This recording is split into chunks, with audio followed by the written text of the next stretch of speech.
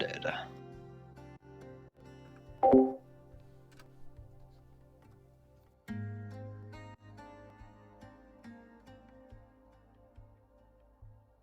Yes, please adjust. I love this music, but not heavily copyrighted and not suitable to the setting. All right, are you recording? Perfect. Okay.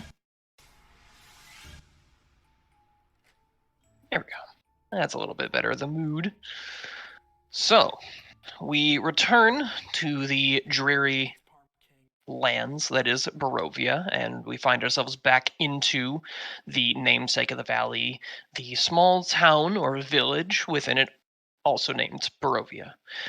Last we saw, the party had just found their way into the basement of a church where the starving, hungry spawn of a being was screaming for hunger, but upon arrival of some newcomers, receded back into a defensive mode, whereupon which, after some, to him, threatening motions, called in for assistance, and a fight broke out.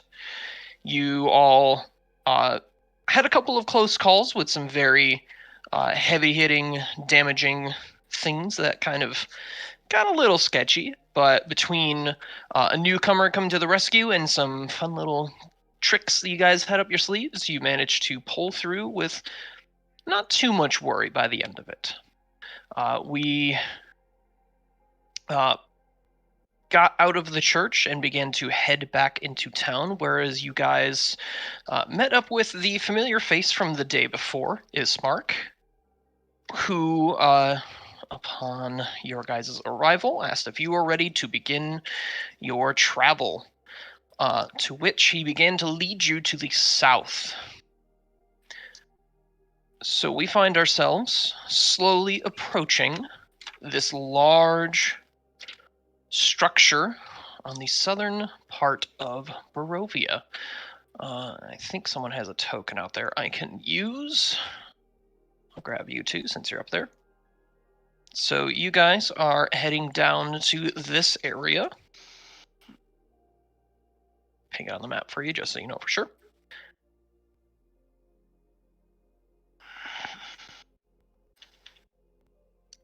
So we find ourselves approaching. You guys start to walk up to what looks like a weary-looking mansion, settled behind a rusting iron fence. The iron gates are twisted and torn open. The right part of the gate lies completely cast aside. The left swinging lazily just in the wind. Clearly has not been in a great condition. Seems like something has occurred. The stuttering squeal and clang of the gate is a mindless noise as you approach. Weeds choke the grounds and press up upon the house itself. Yet the walls, the growth leading up to the door has been trampled and creates a functional path up. You can already, as you approach, see several heavy claw markings stripping away at the beautiful walls, the once beautiful walls. Great black pockmarks of fire that have assailed this mansion. Not a single glass window remains, and all of the windows at this point have been barred with several planks of wood, and each have a distinct marking laid upon them.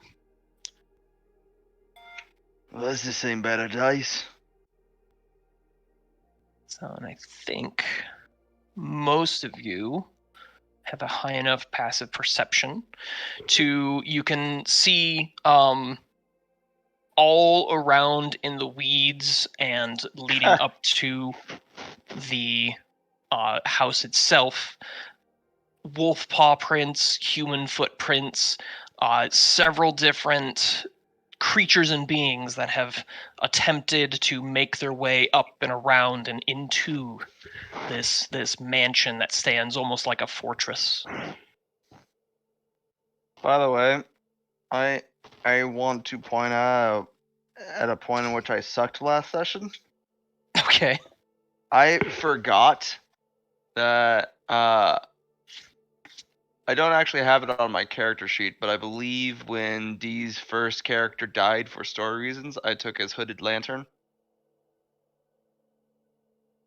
I don't. Did Darian have a lantern? Well, somebody had a hooded lantern that died, and I took their Yeah, hooded that would lantern. have been Rudy's other character. Yeah. Okay. Yeah. So, because I know you guys also have the Lantern of Revealing from Belmont. That was it. The lantern of revealing is the thing I took, and Yep, that's what you guys had from Belmont. And I totally could have used that last session with the whole, human not seeing under bad light. Live and learn.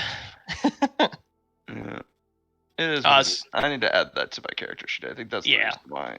Probably a good idea. So, so as you approach, you actually see, your traveling companion at the moment, Ismark, is very much kind of looking at all the windows. He seems to be very heavily examining everything as they approach.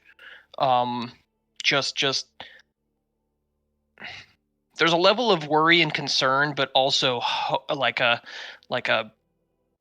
distant worry on his face that something may have happened, but at the same time he's so far not found any evidence of anything bad. You can see that written on his face as you guys approach. Okay. Fuck, it's a bullseye lantern. Sorry. It lets you light a specific area.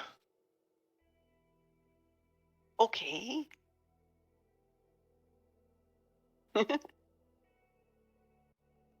So you guys continue to approach, and Ismark kind of looks at you and goes, "Follow my lead. Things have been a bit, as you can see, tense around here." Considering I could hear it all the way up to the graveyard, I would say so. So he approaches the door, and he just kind of raps loudly on the door. You guys hear nothing initially. And Ismark knocks again. And finally you hear a muffled voice from the other side of the door. Barely audible from whatever distance they may be from the inside of it. Just kind of calling out, who goes there, or who's there, or and Ismark just kind of goes, "Sister, it's me. I bring friends." About 10-20 seconds passes, and you hear a couple heavy latches come off the door. The door slowly peeks open. All you see for a moment is the light casting on an eyeball. And then she opens it the rest of the way, and you get revealed a female figure in front of you. This is a woman who is beautiful, strong-looking woman. She has long auburn hair, which is braided into neat, thin box braids. She immediately does a scan of your group, and you can see she's got very warm but sharp and untrusting honey-colored eyes that are very apparent on her darker skin. And she's just kind of eyeballing all of you, and then looks at Ismark, who kind of motions to the group like, introduce yourselves. Gilly. Well, I guess. Okay. No, you go for it. Well, I guess I'll go first. Oi, I'm wearing a blind. Nice to meet you. This is my friend Barkley. And as they're staring at Barkley, his eyes are actually protruding and going in two different directions, with only one meeting hers.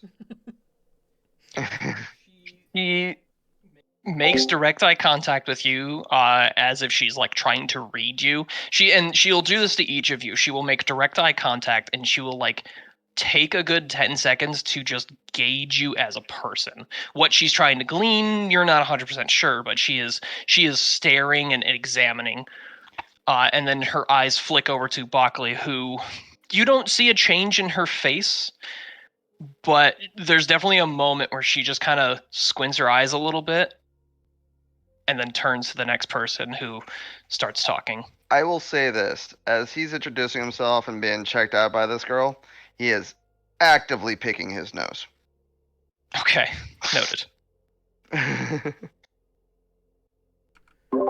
Gilly lifts a large hand in like the weakest of waves, and she just gives a slight nod and she says, "It's a pleasure to see you again, my lady." And she gives a small nod of recognition, at the very least, of and you hear her speak again now for the first time. And she just goes, "Yes, I've seen you." And like that's it. She doesn't say anything else. You can tell she's being very guarded and untrusting still. She's suddenly presented upon with a bunch of strangers in this crazy lands that you found yourself in. And yeah. I think at that point, Sonia is gonna step forward, one hand on Rapide's back, and going to offer a respectful bow. Sonia Belnades, it's a pleasure to meet you. And she gives just enough of a head nod to return said motion, but doesn't change her stature. Also, because Rapide is fucking Rapide, she grabs him by the scruff of his neck, pulls him back because it very obviously looks like he's about to step forward and greet her by peeing on her. Yes, I assume until we potentially have a Eugene or not, you're kind of trying to do your best to keep Rapide leashed, for a lack of a better term, especially in this scenario. And she nods to you as well, and Booba, she looks over at you, who sees the bow, gives another small head nod towards you, and then now that the group has all introduced herself, she kind of looks generally at the group, not specifically at anybody, and says, "I'm Irina, as you have been, I assume, told by my brother."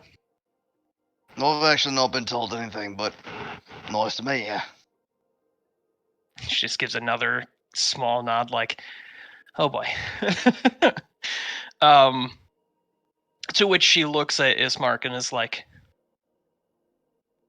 "Is this?"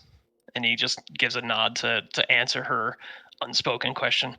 Yes, this is who we will be traveling with. And she goes, "Very well. When do we leave?"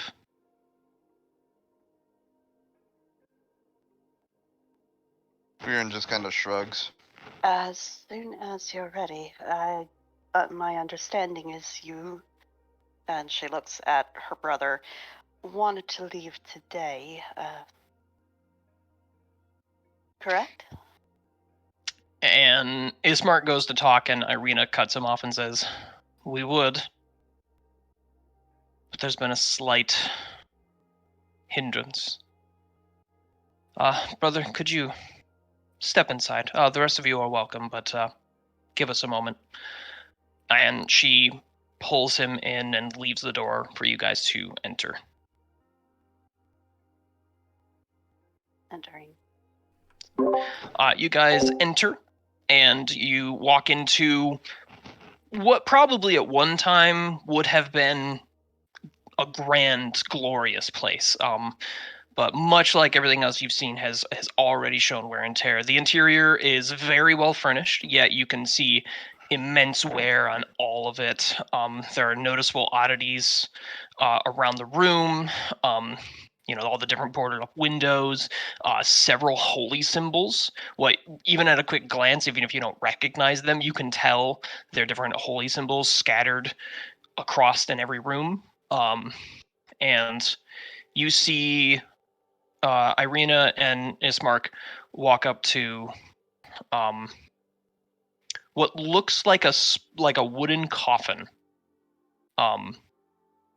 and they kind of pry a lid off, and you can vaguely see a figure lying still in there.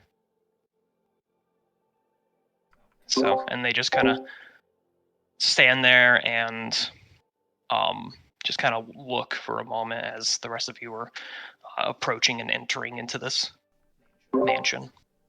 Oh no. Is that And Ismark just kind of looks over at you. Irina is still looking down into the coffin, but Ismark kind of looks over you and just gives a small nod, like, it is. Oh man. I'm so sorry. From what I hear, he was a decent fellow. That sucks. Yeah. Who is it?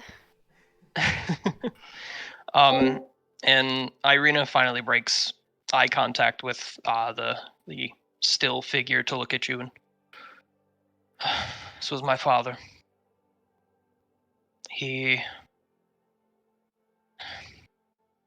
We have been under attack every night. Creatures of the night swarming. Sir, I'm sure you've seen the destruction outside. We managed to hold them back, but it seems like it was too much for my poor father. So You have my condolences. Well, it seems he was a noble sort, so I guess one couldn't ask for a better way to be sent back to the mud.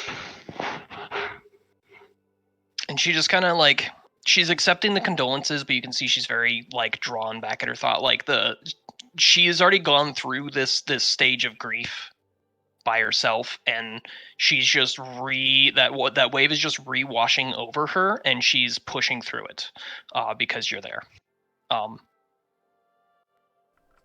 And she looks at Ismark and goes, "We cannot leave him here. We should give him a proper burial before we leave." If you're interested, there's a mausoleum out in the graveyard that has been freshly vacated. It's a pretty nice place to rest. And I'd be happy to do a funeral service of sorts. I don't know much about you guys' deities over here, but I can do one in my own if you're amenable to that. Her eyes glance up at the nearest holy symbol on the wall, and there's a moment that flashes across her face, and she looks at you and goes, "Like they've done any better." And Fair. If I may, I'm looking at the symbol as well. What deity? Can I tell what deity it is? you have no idea. You do recall seeing similar symbology at the church, but you have no context for what it is. It's very symbolic of like a sun-like motif, but beyond that, you're not able to. You've unfortunately not gained any other info about it so far. She'll raise a brow at the symbol and then, kind of locking it into her mind, turn to look back at the sister. If I may be so bold, what deity does that symbol represent? Let me remember exactly what it is. I was looking because I was like, I know what it's supposed to be. I just don't remember the actual name of it. I'm just imagining during this time, Weirin doesn't say anything because he really doesn't care. Yeah. But Bockley will have wandered up to below the picture and just, it seems to be having just a staring contest with the picture. Okay. Just the immense forever contest begins. Oh, yes. Why? Also, Okay. No. You guys also realize Bockley doesn't seem to blink either. if it's all right, I'm also going to send you the link for Sonia's deity. Yes, please. And I've already tagged the. Also pin it. Because it's easier to pin things. Yay. Woo.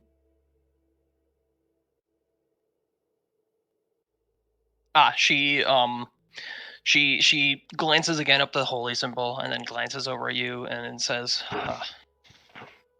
"The Morning Lord, who has fallen frustratingly silent."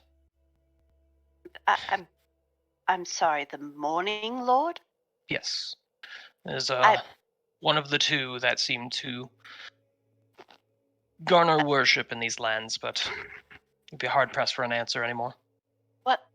What is his actual name? It is the Morning Lord. That is all we've ever known.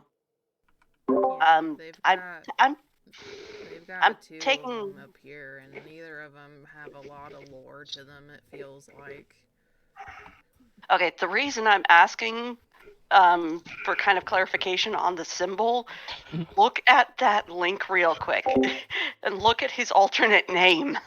Oh boy. Jonya's going, whoop, whoop, whoop, whoop.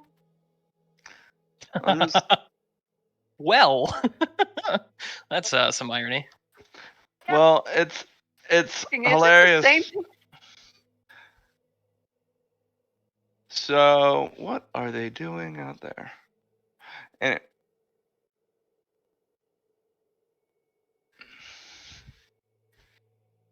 hold on, I'll be right back. Disregard me.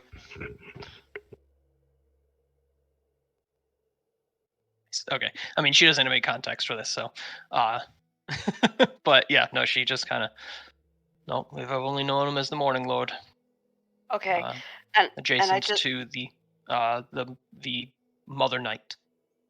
Okay, and I just want to clarify, player to DM, this is a different Morning Lord. Yes, this is a Okay. you take a second glance up at the symbology and you're like, I could see the similarity maybe, but it's the actual iconography of it is a vastly different style from anything that you know. Okay. So she's just kind of squinting at it for a moment because again, it just her mind's going like, I only know one Morning Lord. Huh? They're Yeah. different over here. It's not like how we have at home. Sorry about that. Kids playing with water out in cold weather. Had to double check it. Yeah, no worries. Weirin is just gonna put his head to the side. He's like, morning as in you're currently morning alas or morning as in time of day? Or does As it in matter? the sun rising. Ah, It's very binary up here. It's just day and night. It doesn't get very fancy. And as you can tell, the sun doesn't really show itself anymore. oh, I see that. And it's kind of hard for me to work on my award-winning tan down here. You too shall be pale, like many of the others here. You see that he is pretty fucking white. Yeah.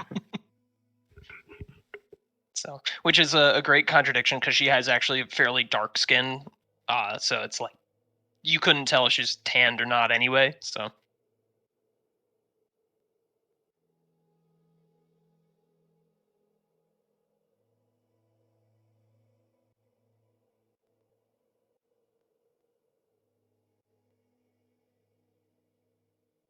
Okay. Well, putting him to rest would likely be best, but if I may, especially given the beings that are apparently in this area, and she just kind of rubs at the bridge of her nose. May I be so bold as to ask how he perished? It seems, and she motions, and you can see he looks fairly pristine. He is an older, of an older generation, so very, wrinkled and aged.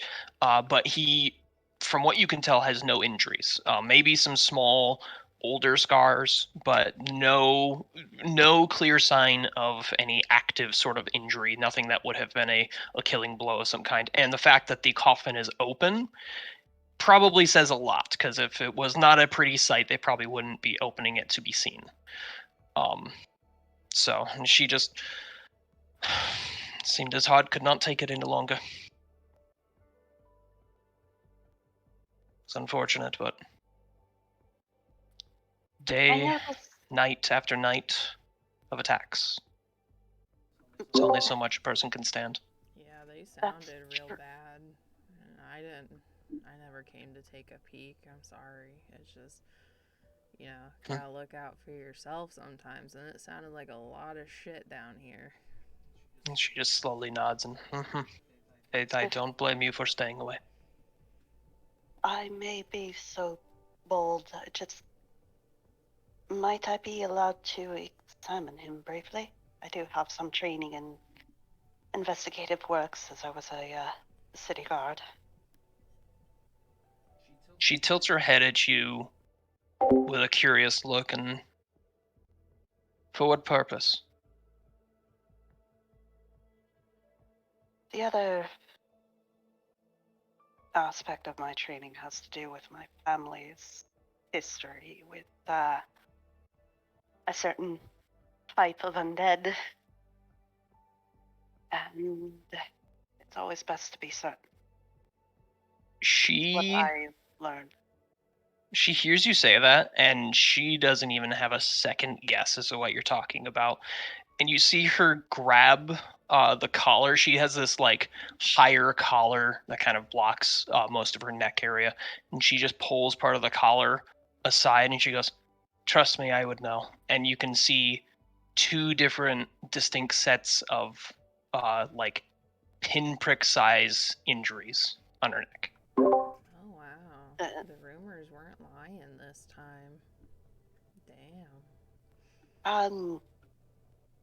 Sorry if I wasn't muted during that time. It's okay. You're good. So just to kind of clarify with, because different vampires, different lore, with the D&D lore vampires, you have to... A bite is not all it takes. There's more to it. Right. Yeah. Yeah, a bite and a sharing of blood, right? Well, bite and a con save, I believe, actually in. We're just gonna go with you don't know. I'm vampire family. Who ran away from her family and did not continue her training. And might be different kind of vampires because different world. That is also Yeah, possible. that. You're not sure. Yeah, there is that. She seems to have survived 2 separate bites, whatever that may tell you. Okay. Yeah. And just a side note for you, D, she did leave at 18, so most of her training was done.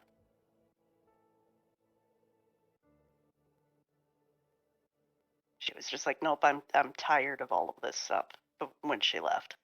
Fair enough. We'll see how much that has retained is the only thing. But anyways, yeah. She'll kind of at the neck wound and then nod and as you say. And then Irina glances back at you, Gilly, and says, "I appreciate the offer, but I believe we already have a priest in town. One of I'm familiar with." He's a little indisposed right now and is probably going to be indisposed for a while. Yeah. You can see her eyes pressing you for information. She's, without a word, was like, "Explain." Yeah, so I don't know if you know who I am. My name is Gilly, like Horace. I lived up in the graveyard up there as sort of a bodyguard for Donovich and his son Doru. Doru's the one who's been in the basement for the last year, and these folks decided that it was time to deal with him. So Donovich, last we left him, was sleeping with a big old goose egg on his head, but yeah, we kind of put Doru out of his misery, so when Donovich wakes up, he's probably not gonna be in a very priestly, helpful mood for a while. She takes all that information in and kind of slowly nods to herself. It is an unfortunate circumstance, but here we are.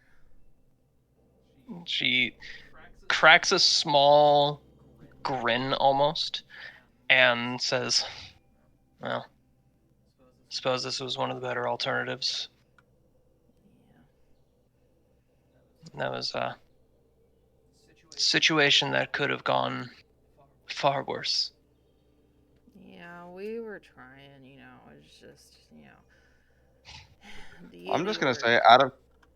Go ahead. Sorry. Just, I mean to. deity work takes a long time to build up. I just wasn't quite there yet to help him, and it probably would have been a while anyway, so what happened happened. Well, can I just say, I'm not sure if you're intentionally doing it, but this is a very good, like, Daria impression. Daria, like the show from the 90s? Yeah, yeah. Dope. That's not what I was looking for, but I'll take it. It works.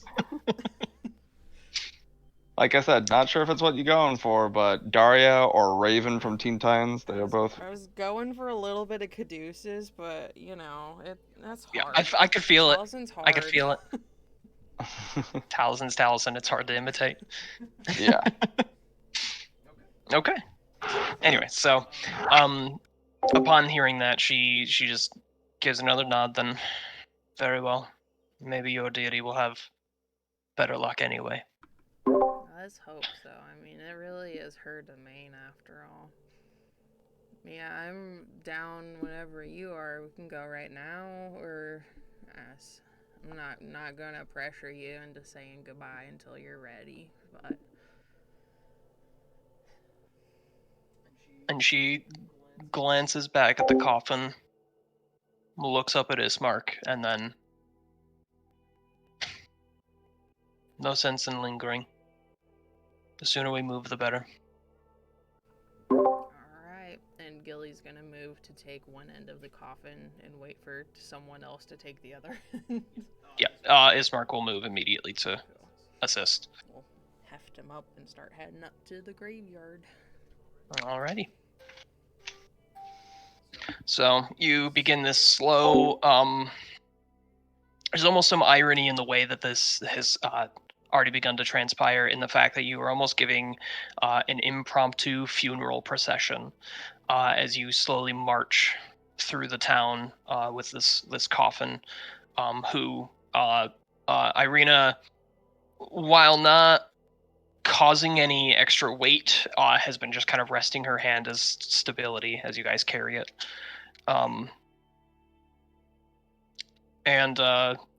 You slowly march back up to the church, and you head immediately.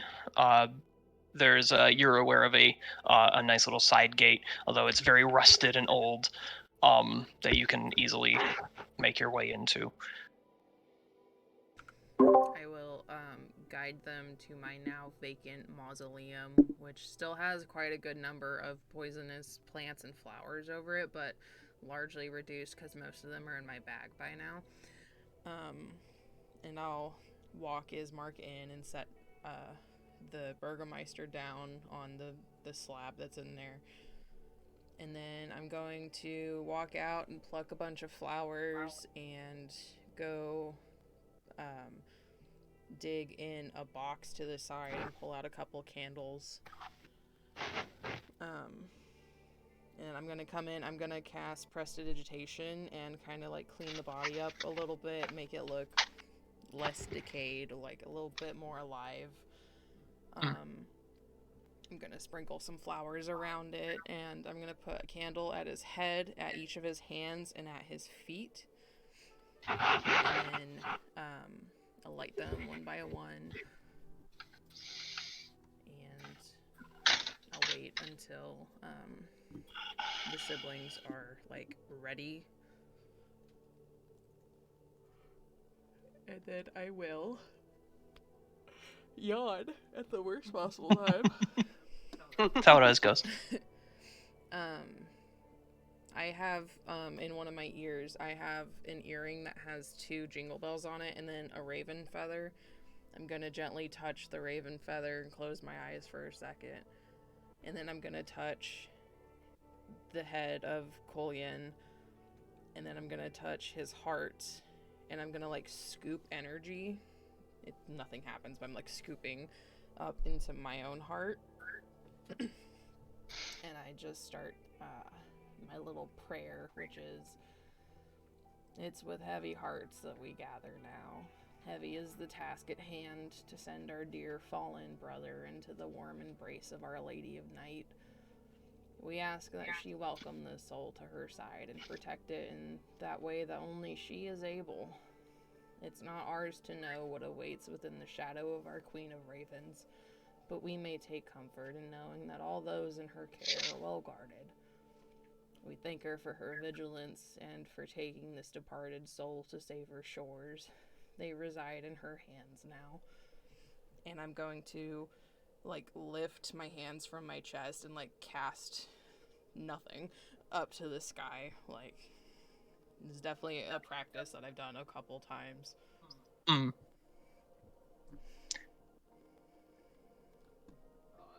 As you finish these rites, both Ismark and Irina lower their heads in silent prayer, mourning. You can't quite tell what purpose they do it, but they both kind of close their eyes and bow their heads for a minute.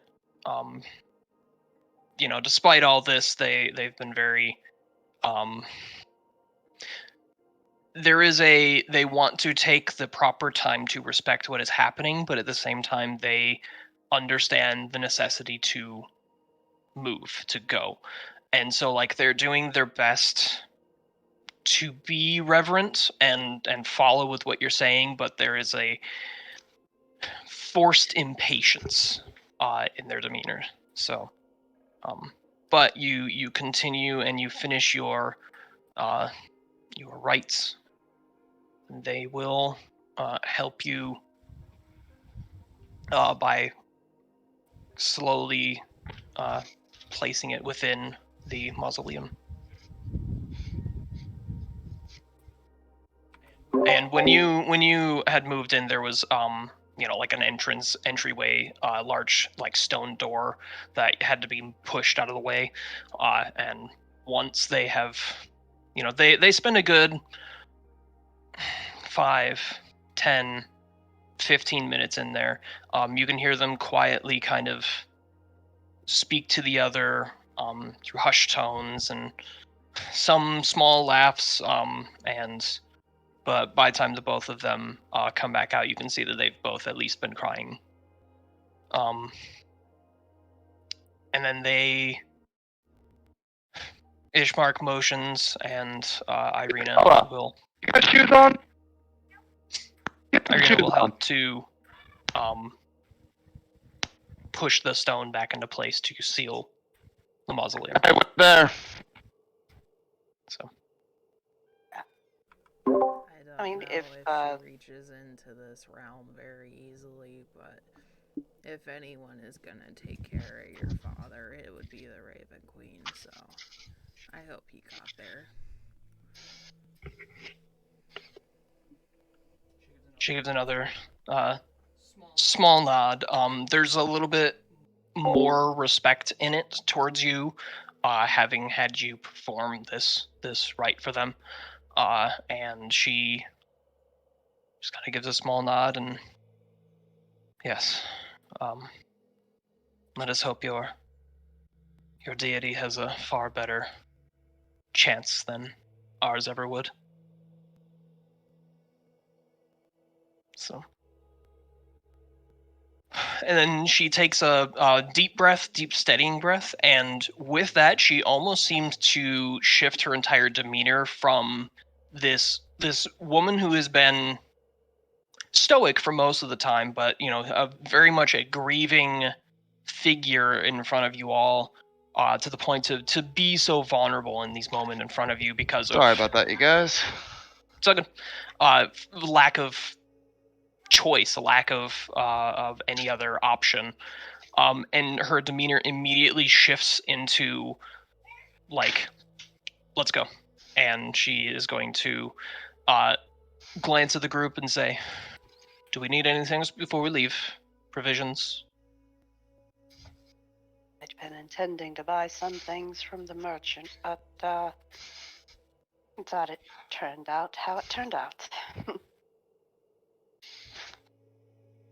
What things might you need? I can see what I can do.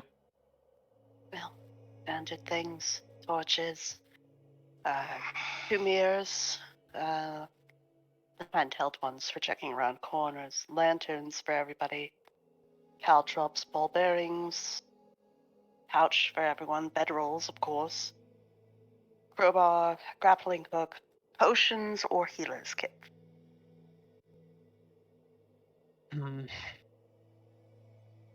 Let me see You what I have- can do. Let's return to my home first. I need my stuff, and then we can see what we can get for you. All right. I also have, of course, these. Well, we have these treasures that we ended up getting, so. And she just holds up her hand and keep them. Someone else will be more welcome to give you some fair value. That would be appreciated. As for lanterns, I got this one. I don't really need it, so here, and she'll hand you the bullseye lantern. Oi, look what I found. Apparently I've had this the entire time. I pull out the lantern of revealing. It's just been like hooked to the back of your belt in a spot that you don't commonly like with your just Like, general turn radius. You just don't see it. I went to scratch my ass with the hand I don't usually do with her. Like, oh, look at that. Yeah, just like, oh, there it is.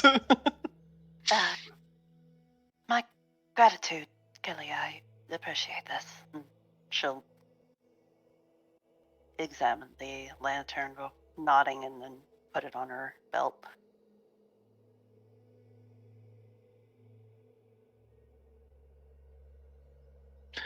So with that, she begins to lead you guys back south towards the home. She offers for you guys to enter again, but to wait in that main area that you were before, and she disappears to a second floor and into one of the rooms up above. Before she gets too far, I'm gonna say, hang on, my lady. And I'm gonna take off my cloak, and I'm gonna shake it and cast Prestidigitation again at the same time. So, like, I'm, like, shaking off an insane amount of dirt.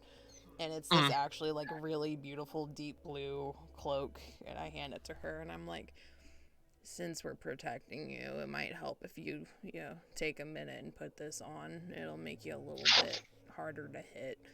It's done me real good this past year, but you need it more than I do. And she does not pass that up. She will happily take the cloak from you. And she gives you another nod of appreciations. Thank you. We'll see about returning it once we arrive. I'm not sweating it. And above table, those are some of the things that I found in the death house. So I'm not just using them for my own personal gain. Yeah. You guys missed a cloak of protection in a room that has now been passed on to your quarry of protection. Well, technically, she was in there before us, so we didn't miss it. She got to it first. The house does. Oh. There's so much stuff that comes back every time someone goes through. So Interesting. it's a real fucked up place, but it's So you can get some technically decent supplies farm out the of it. shit out of it. Technically, yes. I would say for levels' sake, you wouldn't get levels, but there's Yeah. a small potential for some Just materials. Loot. So, Of course, you've also given a town in which we can't trade it for dick, but still. so yeah, she takes the cloak and she just folds it over her arm for the moment and begins to head up. And a few moments later, you actually see, you'll actually see her come back down, and she comes back down wearing this massive breastplate, this very ornate, gorgeous-looking breastplate. She's not just in these common clothes you walked in to found her with. She is armored and ready. So, And then at her side, she has a sword tucked into a sheath, and she has wrapped the cloak with the hood down for now around herself. And she starts to like clank back down the stairs, the armor shifting as she's making her way down.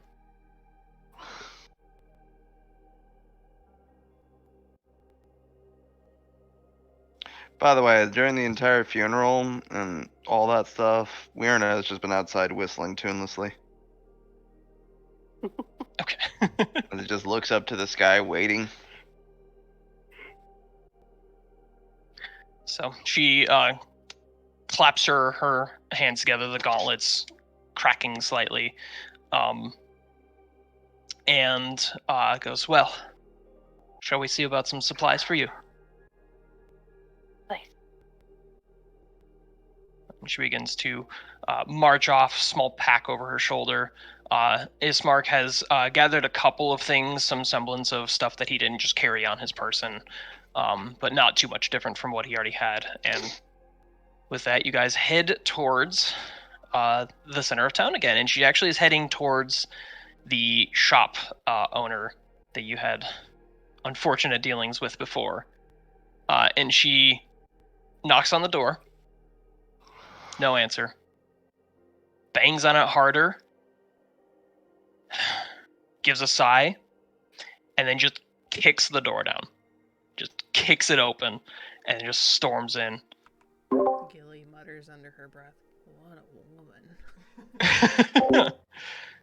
And like Sonia's going, I know, right?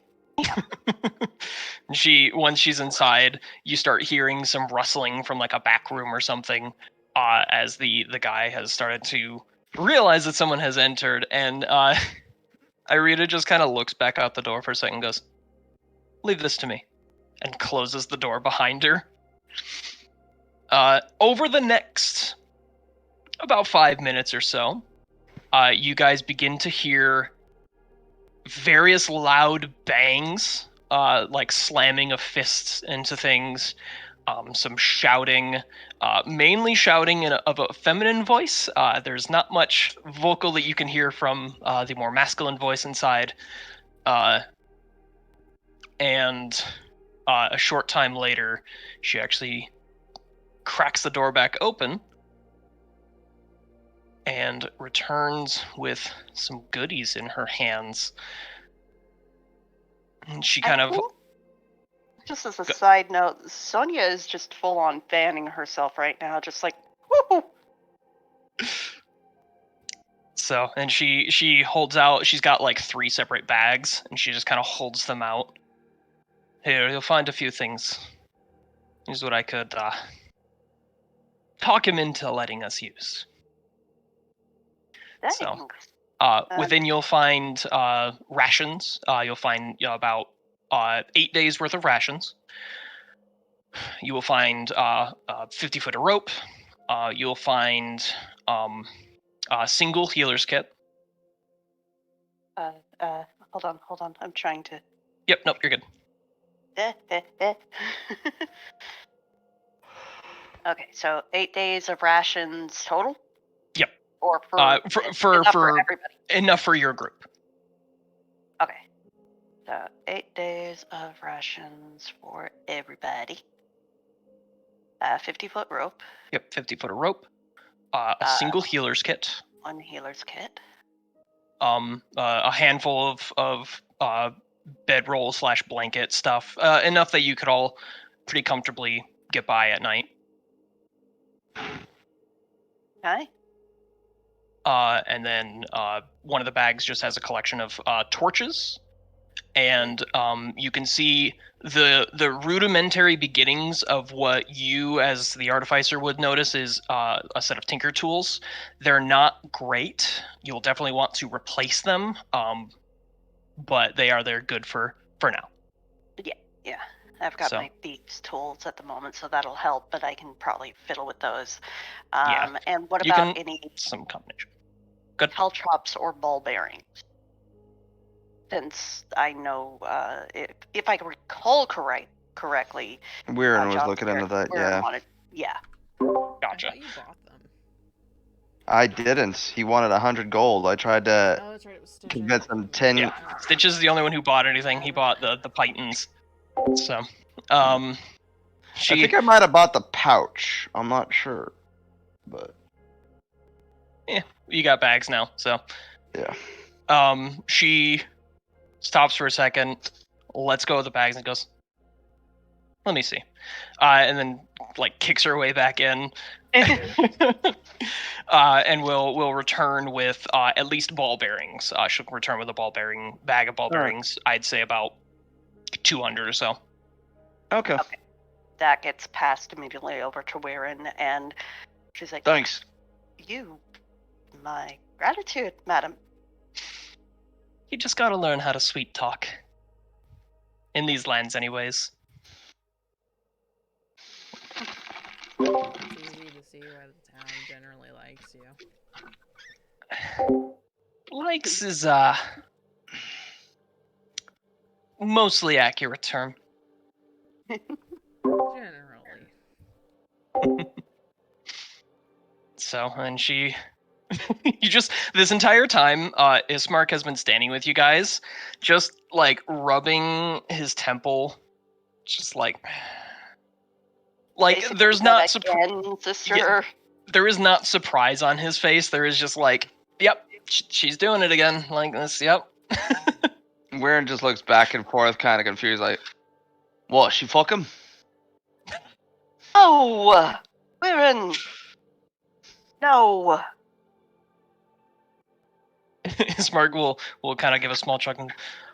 No, she's very persuasive, but not in that manner. Hmm. Okay. So Irina again kind of claps her hands together and kind of rubs her palms. Well, shall we? I just look over. Is Periwimple anywhere in the vicinity? No, So he yes. is. You do not see him. Okay. He's either off doing something or inside. You're not sure. Okay. Well, but he didn't kill himself with that soul. Oh, don't you worry about old Periwimple. He's surprisingly capable. Seems like a good luck. He's the best. And Irina will nod in agreement. He manages. Wouldn't be worried about the boy. He's better off than many in this town. Wait, Irina, if I may, just a farewell warning to the old man. And she kind of tells her what he had done to Periwimple, and it's just like, can we make sure that never happens again? Do you see? This is probably the most expressive she's been since you have interacted with her, and there is a definite grin of like, oh, okay. And she again turns around and storms back in.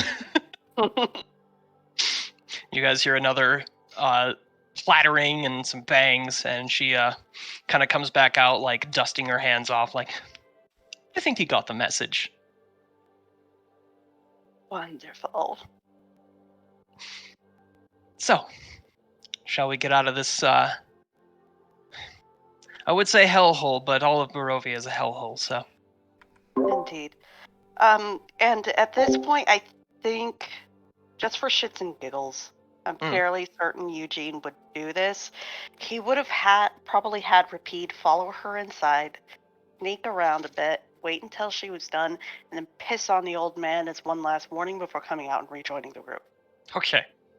We'll say he managed to sneak in last second when his attention was focused on Irina, who what Rapide would have seen is her like grabbing him by his shirt and like face to face with him, just like staring him down, and then she just looks down at Rapide when this happens and just grins. By the way, while she's got him distracted doing that, I would think Bockley would be actively taking a shit on the countertop.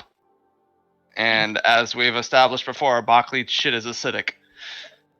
Small hole in the counter now. Okay.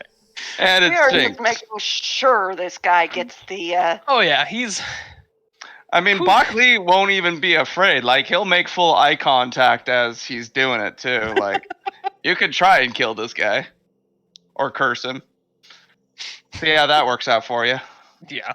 No, there's not even. I don't even think he will notice until you guys are long gone, and then he's just gonna be like, "Son of a," and just like. Gilly Why you claps her don't big stiff hands people? together and says, I'm excited. I've never been further than the gates, so yeah, this is good. Scary. Arena nods at that. Scary. Scary. But great. Yeah, let's go. She turns around and just starts walking. She starts going the wrong direction for a second, stops, turns around, just starts going back the other way. I will say that Weirin starts going the same direction as she does, doesn't realize she's turned around, goes another 10 to 20 feet, and is like, oh shit. I'm sorry, I thought that was the way we were going. Easy to get turned around.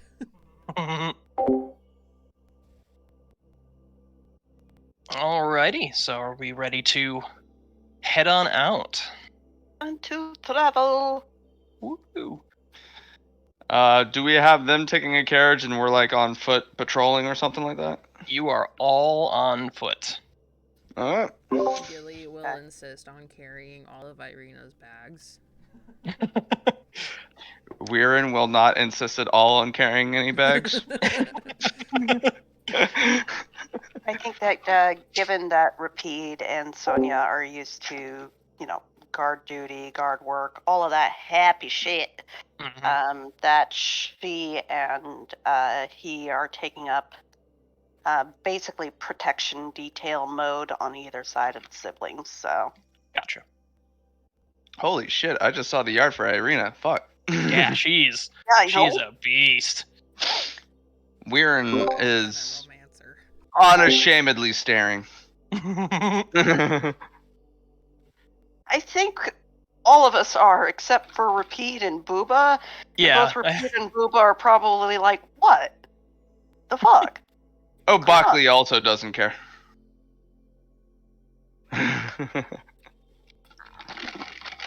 And with that, we begin our journey out from the village of Barovia.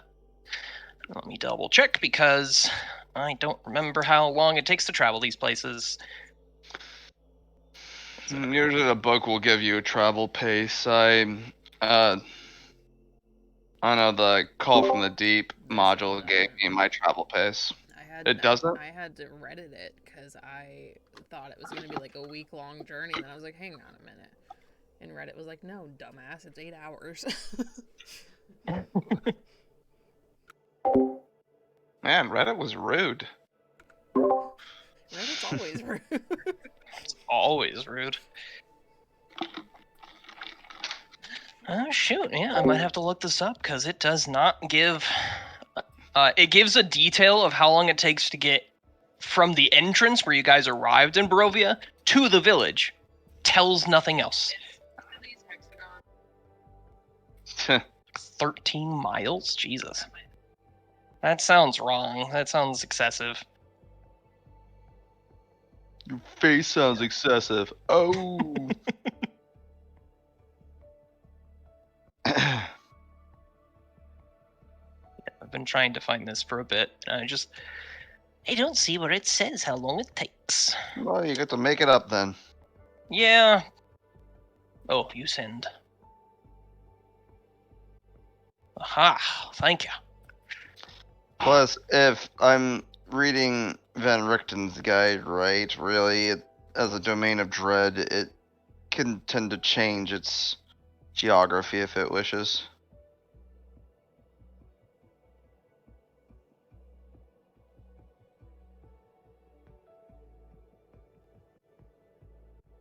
Hello, map.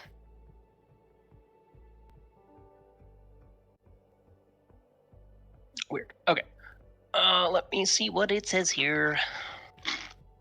So we are headed to...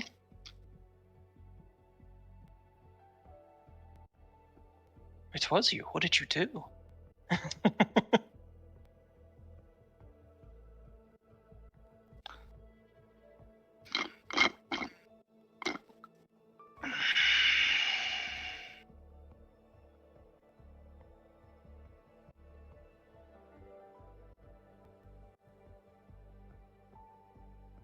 Gotcha. Okay, that gives a good context for how long. I've got a location that you guys so your goal is to head from the village of Barovia over and up to Valaki, which you guys can see is below Lake Zarovich, the giant lake to the north. So that is your current goal.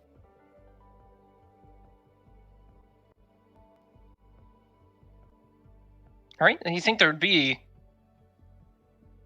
a hex is a quarter mile. Okay. How long does it take to walk a quarter mile? Depends on your pace. Yeah. And if they're in a hurry, I imagine we're pretty fast. So this is saying that it will take you guys just shy of 6 hours to head from Barovia to Valaki. So Yeah, that makes sense. yeah. So we will start off on your journey. And so you guys begin heading down. First, you take this path towards a southwestern angle. Ismark is leading the way for most of this, and Irina is kind of staying towards the center of whatever your guys' group is. And you guys are welcome to travel in whatever arrangement you should like for now. There may become times where I ask for a marching order, but we'll cross that bridge. Anytime you ask for a marching order, pretty much Weirin will be up front. Okay. So you'll probably be, I'll say for now, while you're traveling with these two, you'll probably be side by side with Ismark. Okay. So you guys begin to head to the southwest, and you begin to approach you can see up ahead there is an actual bridge. You guys are coming up to what looks like a bridge that heads over a river. I'll move those tokens down for now.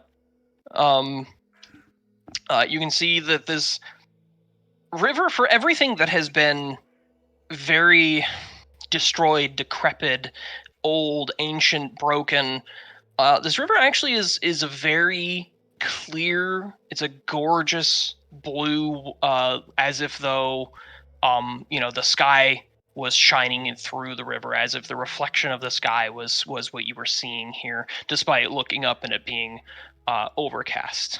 So it's a surprisingly nice reprieve in a land that has so far been death, decay, and overall not a great place to be. You see Ismark and Irina will also stop to fill, I assume with the rations you guys all have, various water skins or canteens or whatever have you to get you on your journey. And they actually stop next to the bridge and fill up their I got eggs things. if anybody wants eggs. Automatically turned down. Someone go ahead and roll me a d20. Alright. D20. Can I roll my new stone d20 for the first time ever? Go Sure. for it. 5. 5. You continue on. Seemingly no issues abound. It has been a fairly nice stroll so far, despite it being kind of gloomy still. But the weather seems to be holding, and nothing of significance catches your guys' ire for now. So you make your way across this stone bridge while the river below may be super clean and nice and, you know, a breath of fresh air, for lack of a better term. The bridge itself is very ancient. It's holding together. You're not worried about structural stability or anything, but you do cross with the understanding that this has probably been here for who knows how long at this point.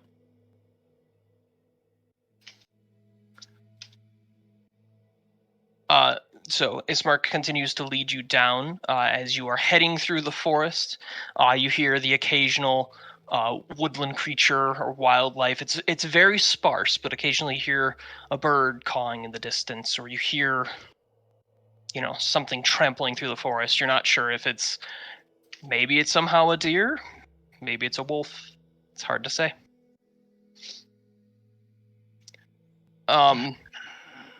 And you guys are welcome at any point if you want to have any sort of character conversation. You guys are welcome to ask Irina and Ismark anything should you wish.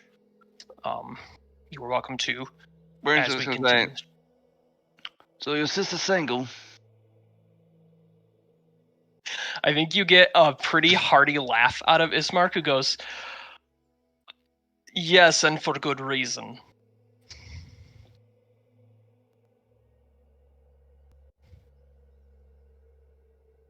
And he just kind of glances back at her, and even Weirin can see just this super tough woman. It would take a lot to really get someone to be like worthy of her attention, almost like she's, and it's gonna take a bit for anybody. Guy. She just goes, "You're welcome to try." I might just do that. So, and then he, Oi! You want fuck? I think Gilly skips a step and almost falls over. Like, I think Sonia's doing the same and then just looking over at Gilly like, did he just say that? This is your friend, not mine. I know, but even then there's the sense that she's not sure she heard him right. What kind of people do you travel with? Shit. you guys expecting Weird to have tact? She kind of mutters to Gilly, is just like, to be fair, we didn't exactly have a choice to travel with him. I can't believe. I mean, you're Wow, still that's- with him. I'm not still with my friends. And she's not very expressive, but she does get just a tint of worry across her face. Yeah, I mean, you're welcome to ditch him at any time. People don't stick together in Barovia for very long. For a couple of reasons. Honestly, he has a habit of running face first into any danger we face, So he's like your trap trigger. Okay, I gotcha. That makes sense. Yeah. I think- that I think is going to trigger one of the worst kind of traps that one can walk into. And she's just kind of watching between Weirin and Irina at this point, just waiting for Irina to probably punch him. No, Hoping. she's Hoping she punches him. when Weirin had yelled that, she glanced over and squinted her eyes and basically was just staring daggers at Weirin, like. And then you see her expression barely, but just slightly soften as a small smirk crosses her face, and she goes, "Blunt, but no thank you." He just kind of shrugs, gives a grin, and waggles his eyebrows. Open invitation. Noted. And he looks at the other two women and he's like, hmm? Oh, hell no. Gilly just fully doesn't react. Stone-faced. Sonia very clearly points at Gilly and then points at Irina. It's like, They are my type. They have the right equipment. You don't. He just looks at you, cocks his head to the side, is like, well, he need more than a sword. No, dear, you. Bluntly speaking, since that seems to be what you need, you have a penis. I do not like peni. Ah. Well, I don't know what a peni is, but I think I get you. Gilly, It kind of. Gilly just starts making this noise. It's just the equivalent of, and just walks forward.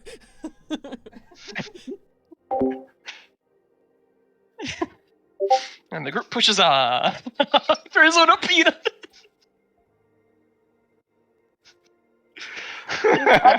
It's not. Oh Lord. I love this group. Jesus. Welcome to the chaos. Absolutely The love this DM group. side, D. Yep, I was mostly This is- trying to prep for it, and This is what I have to deal with. Now that I am the player, you guys get to deal with it.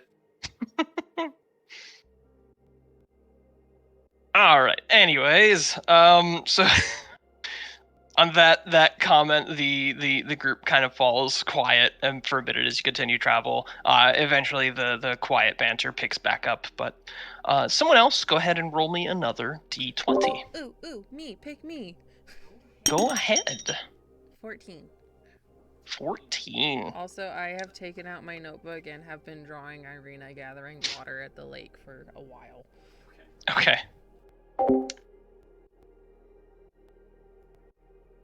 So you guys come up to. You've been following kind of a fairly well, albeit the grass seems to encroach.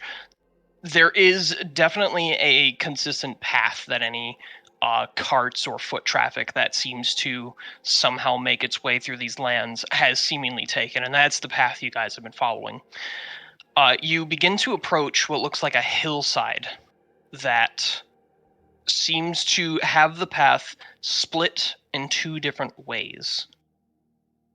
And as you reach this, Irina kind of motions to the, or Ismark motions to the right path and says, "We'll take this path up. I feel as though it may be smarter to Huh? visit with Go some wet. folk." May I ask what folk we're going to be visiting? Well, you're already familiar with those of the tavern. These, fortunately, some kinder of the sorts.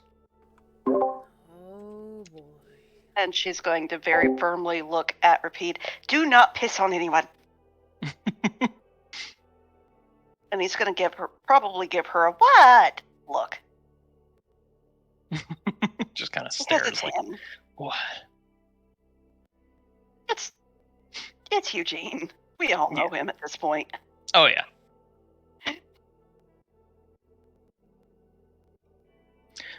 As we are beginning to head up this path, let me see. Everyone go ahead and make perception checks for me. I do not have Repeat stuff, so if you can roll for yep. him. 19 I can- for me. 19, not 16 bad. for me. Ah ha ha ha ha. Was almost a nat 1, but it landed on a 19, so 19 plus 5, 24. 4. 4. The curse prevails. Yep, even with stone dice. I'm going to roll for Irina as well, just to see if she picks up on.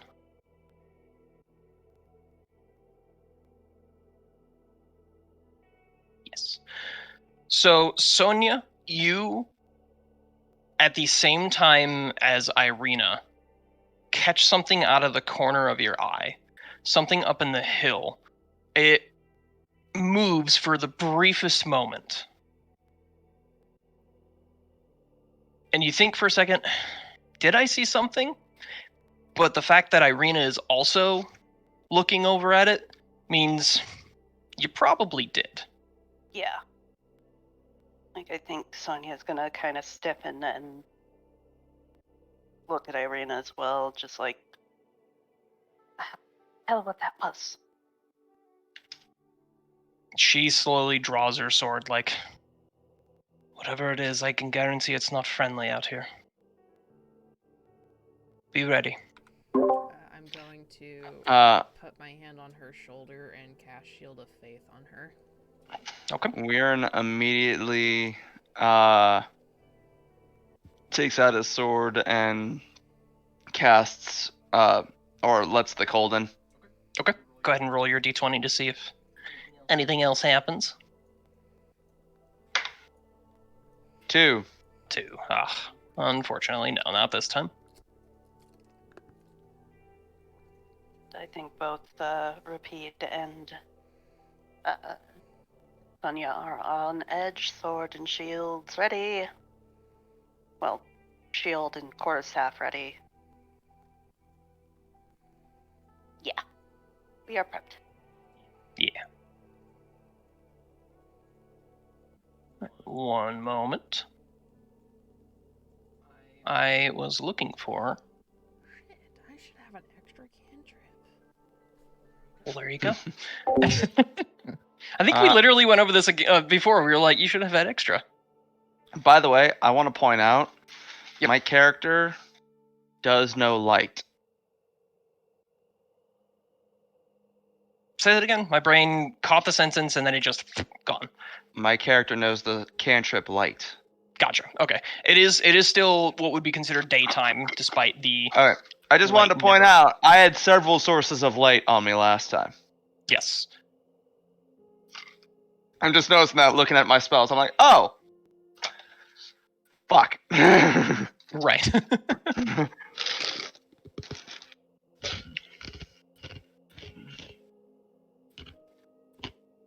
One second. This is taking me a moment longer than I thought it would. He's actually going to take out his sword and wipe a rag he has on it. And for the purposes of mechanics, he's casting light, but how he words it is he's buffing to a nice shine. Buffing to a nice shine. Nice. Oh, I'm missing.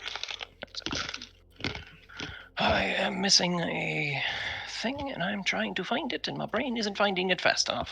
There it is. Anybody tries to ask him about it, he's like, no, it's just catching the sun.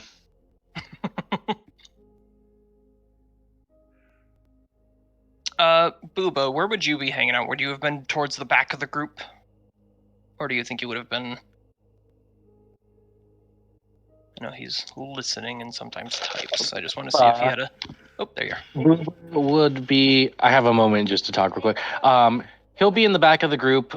He'll be terrified. He remembers the journey coming from Vallaki to the village of Barovia, and he does not want to experience it again, and he's terrified, so he'll be like hiding behind trees the most he can and like walking like with caution. Yeah, okay. Cool. Trying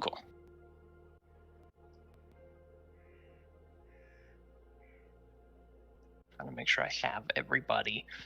'Cause there's a lot of you folk. I feel like I might be missing someone, but I don't think I am.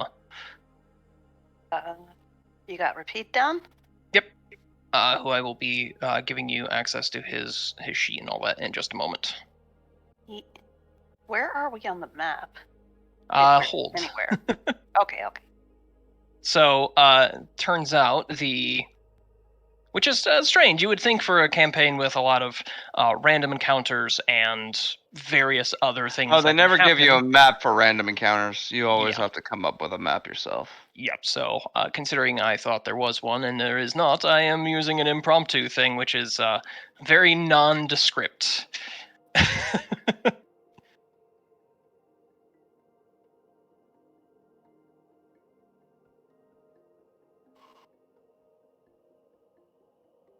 I think that is everything. Okay. So I have just pulled together this quick impromptu thing because yay, fun.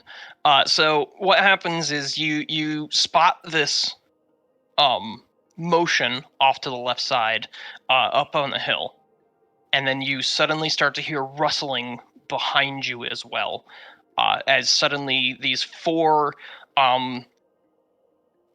they look savage, primal, mountain folk-esque, what you would imagine. They're just covered in a thick mud that they were using to cloak and camouflage themselves against the terrain. And you see them all suddenly pop up and all draw weapons to begin. Oh, coming. I had a cousin who did that. We lost him for a month. So with that, I'm going to take you guys to my impromptu battle map. Imagine you're along the road, and they're out on the sides. If you want a good map for like a forest battle along a path, I can give you one. Just Okay. saying. We'll cross For that the bridge future. later. For the For the future. future, that would be great. But yeah, for now, we'll just here is this. So with that, I'm going to have everyone roll initiative. And I will give you access, Sonia, to Rapid's sheet in a moment.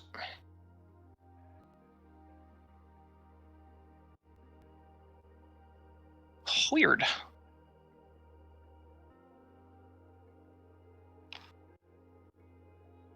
Why does it say it's not controlled by you? What the heck? You can. Did you go into edit? Hold. Edit token properties. Yeah, why is it not? Determined Edit- by character settings. Yeah, go to edit. Should be able a thing when you open the character sheet. There should be something in the top right that says edit. It lets you say who sees and who controls the character. Yeah, and it's already set to the proper person, but it's not. Candace? I was talking for Gilly. For some reason, she doesn't have access to her own token, which is weird. Even though the sheet says that she has full control of it, so whatever. There you go. Odd. You should have access now. Okay. And I will give access to this if you would be so kind when you get the second to kick on some battle music for us. Just asking.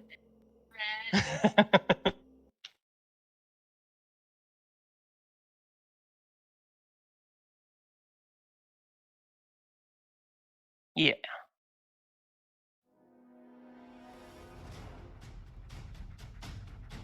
That's good. That's great. That's, yeah, right.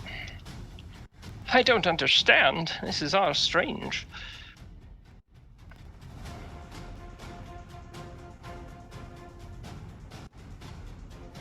Edit. That would be wonderful.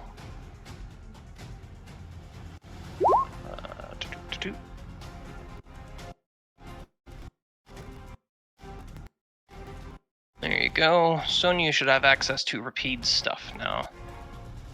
I do indeed. Sweet. Grazie. Okay.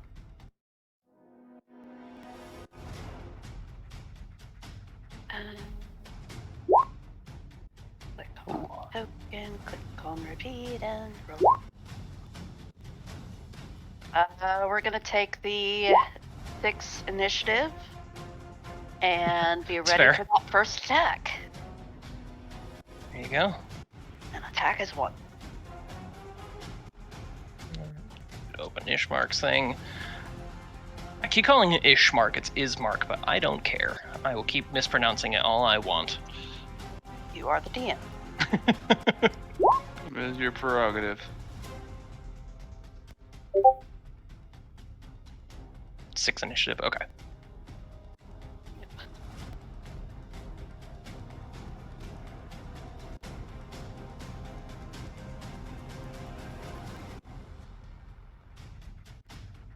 Well, there you go.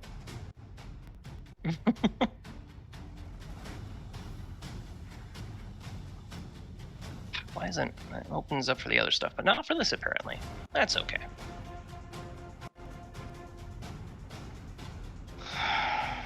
Enter. 6 initiative also. Man, 3 people that now go on initiative 6.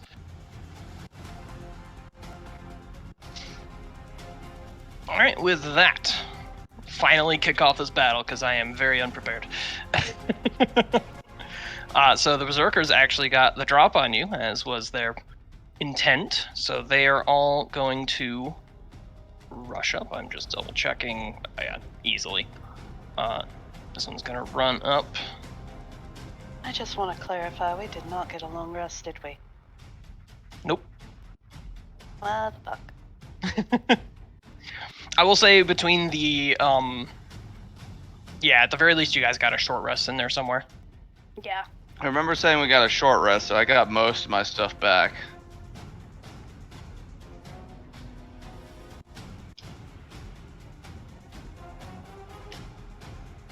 Alright, so the 4 Berserkers rush up to the closest threats that they see. The one sees the little puppet standing nearby or like with Buva and just kind of looks over it. And is going to instead rush for Irina, who is the next standing thing on its side. So the Berserker up by Weirin is going to strike first. Okay. What'd he roll? Ooh, hey, net one. He misses the fuck out of you. Just whoosh, swings wide as you see him coming. You were alerted with enough time for them to run up and. I just look at him and I'm like, that's not how you swing a sword. You're supposed to hit the target. The next one is going to, which I thought would happen. I did. There it is. Okay. Next one is going to swing on Ishmark. Oh, that's a nasty thing right out of the gate for that. Hits Ishmark with a nat 20. Yeah. Hold on a second.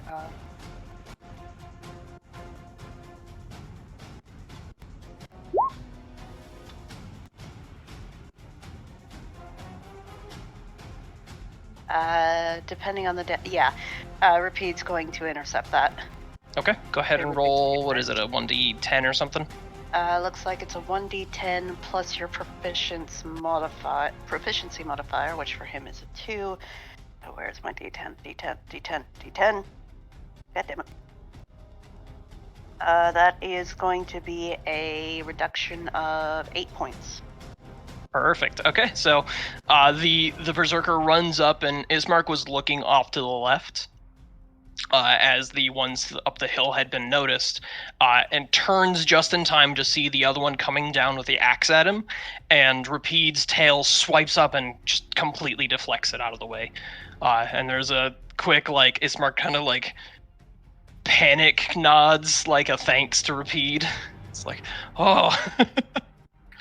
Yeah. Gilly, there's one swinging at you. 20. Oh, that's not very nice. Yeah, that hits. Okay. You take 12 points of damage as the Berserker runs up to you and just one big cleave down towards you. Ow.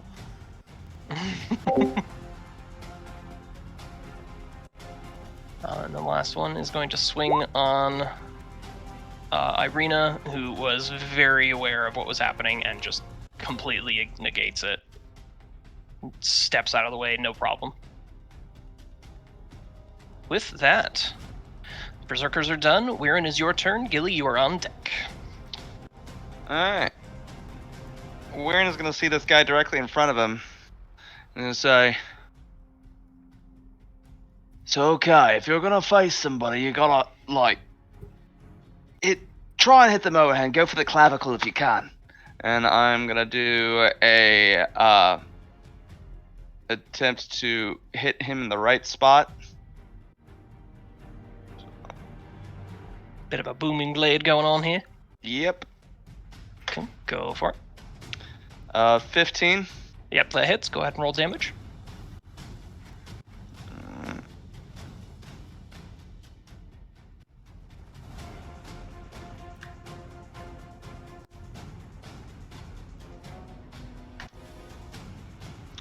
That is a 9 points of damage.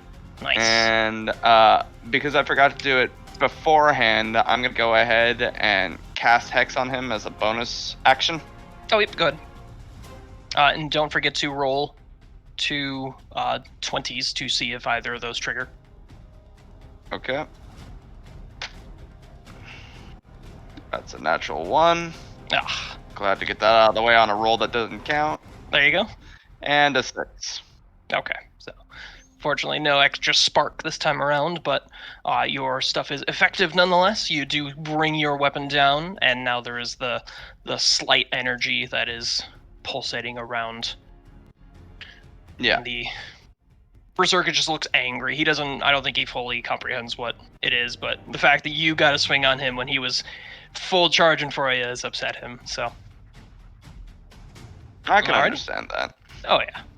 Think Is that everything? If I may, No, I understand your frustration, but a few more years of practice and you'll be able to hit me.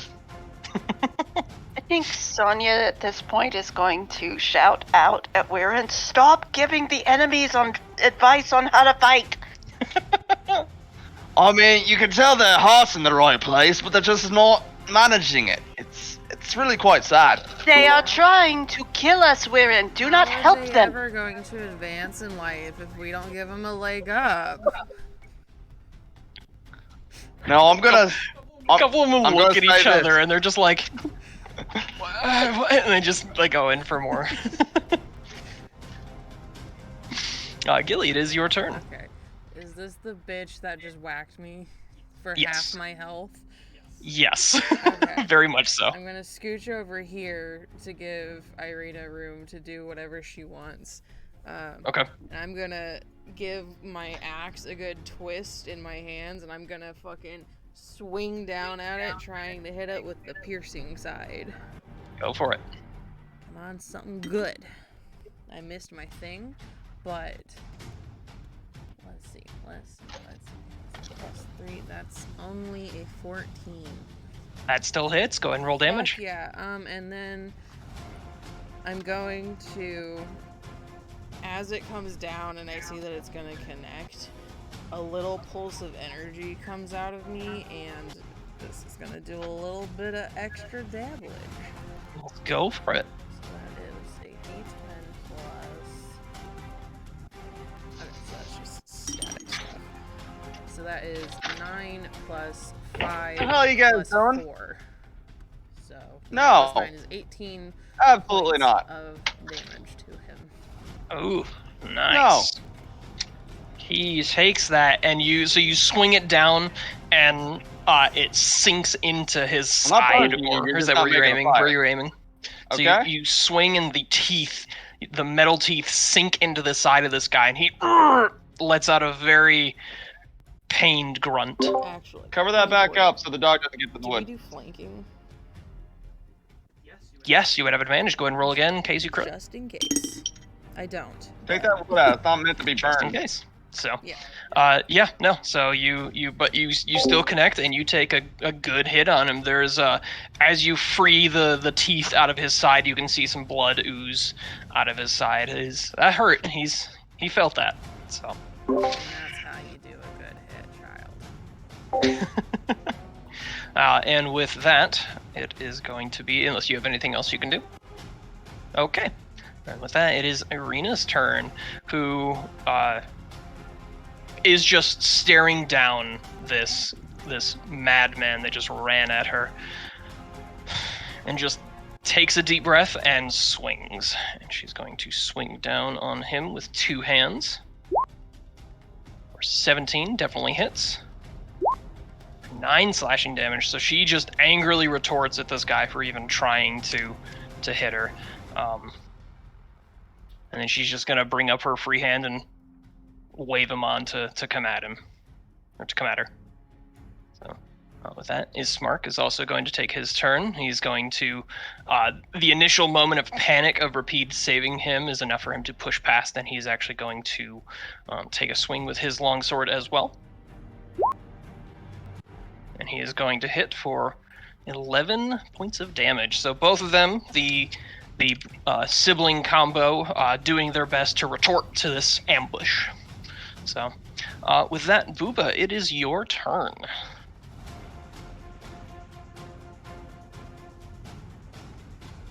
Should have mentioned that you are on deck. So, it is Booba's turn, and Sonia, you're on deck with repeat. Yep. All right. Sorry, I was moving something. Okay. No, you're good. Is there one by Wyron? There is one by Wyron, but there's also one directly between you and Gilly. You are okay. butt right up against one. Okay. Then I will have my puppet go ahead and actually no, I'm gonna do this. I will just cast a spell toward his direction, and toy monkeys with symbols are gonna be clanking, and it's my version of Toll the Dead. Sure. Yep, I'll just Toll the Dead him. Okay, that is Wisdom saving throw. Wisdom save. Perfect. That is only a 10. Go ahead and 13 roll. is my save. Sweet. Yep, let's go ahead and roll your damage. And he is hurt. All right, that is a 1 on the die. Ah. Wow. Well, that's sad. Is it just 1 damage? It's not added anything? Nope, just a D12 and it rolled a 1. Ah, well, still does something. The berserker hears the clanging. Yeah. My puppet, just after the monkeys clank and disappear, I'll just control my puppet to kind of dance in front of it, just to hopefully it attacks that instead of anyone else. Okay. Distraction tactic is still valid. Hey, it might work. You never know. They are very, from what you can tell from immediate glance, not sophisticated folk in any way. So, you never know. Cool. I don't know where he is. I haven't seen him in a bit. Anyways, with that, Sonia, it is your and Repeat's turn. Alright, so I just want to clarify how this works again. So we're both essentially attacking at the same time? You're attacking. So what it is if you, now that you've shared your initiative, if you go after the same target, your first attacks, both of yours, will have advantage. Okay. Because you're basically like doing maneuvers to like slide in and hit them at the same time when they're not expecting it. You're basically getting the advantage of what sneak attack would be without the sneak attack damage. Yeah. You're surprising them. And so for this one,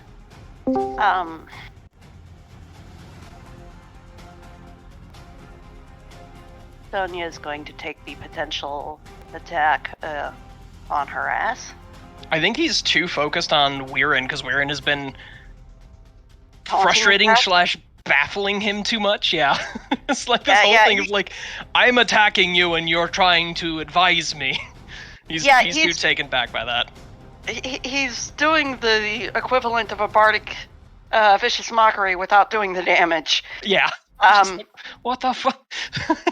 So, Sonia and both of us are going to come in with our attack with the first me with my quarterstaff. So attack A is going to be that's a +6, so it is 22 to hit. Absolutely hits. Go ahead and roll damage. And then that's a 1d6 +4 +2. So 4 + 4 + 2, that's 10 damage. Okay. I will do the second attack, but since this is both of us together, let us get his... Yeah, go ahead and his hit in there if you want. Yeah, get his attack in there first. So he's going to just do it with his moon-touched sword. Moon-touched blade is a +7. Okay, that's 16 + 7. Oh yeah, that hits. And so that's going to be a 1d6 + 5, right? That's all you get, buddy? I'm unfamiliar with what's on his sheet. Yeah, I'm looking through. I just want to make sure I'm not... Oh, right. And bonus action well, I'll get to the bonus action in a moment. So Yeah, that 1d6 is plus 5. 6 plus 5, so full damage, 11 damage. Chink chink on that. Nice. So you guys come in, and as you shuffle over, kind of like Repeat is like able to shuffle perfectly out of your way and begin his strike. And as the barbarian or the berserker is going to deal with that, you come in and hit, and that puts him off balance enough for Repeat's hit to go in unabated, and you both land some good hits on him. Okay. He's still up? He is still up. Okay. So since he's still up, now Sonia is going to do that second attack with the Polearm Master thing, so I can hit him again. That is going to be a 19 plus 6, so definitely hits. And then that's a D4 plus 2. Where's my D4? D4, get back here. D4! That is a 4 plus 2, so 6 damage. Is he still up? Yes.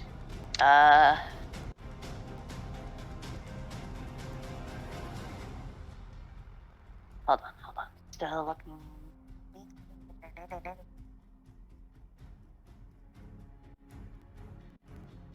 So you have. What the fuck? Okay. Second action. Actions are.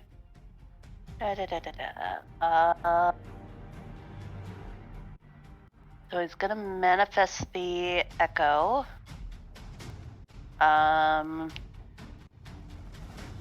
Here for flanking.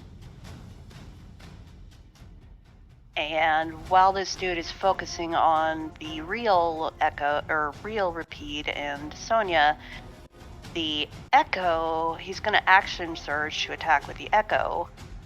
Okay. And get rid of that. That means another full-on bite attack. Well, attack with the Moon Touch Sword. I'd be a dumbass. Wrong thing. Natural 20. Nice. And that's double the dice, or? You can either roll and double the result, or roll 2 and do it that way. Either works. 1, 2, 6, and 5 is 11, plus 5 is 16. Nice. He is starting to look real rough. You guys immediately took him from a fairly healthy fighter to he's looking real hurt. You guys have gotten some pretty good hits on him, but he is still on his feet. Yeah, Sonia's just kind of, since Wyvern's already been staffing the group, the bad guys, she's gonna just like, are you really sure you want to keep fighting us? As she's looking at this one guy who she and her partner have really fucking wailed. And that I think is all we can do, because that's bonus action for both of us.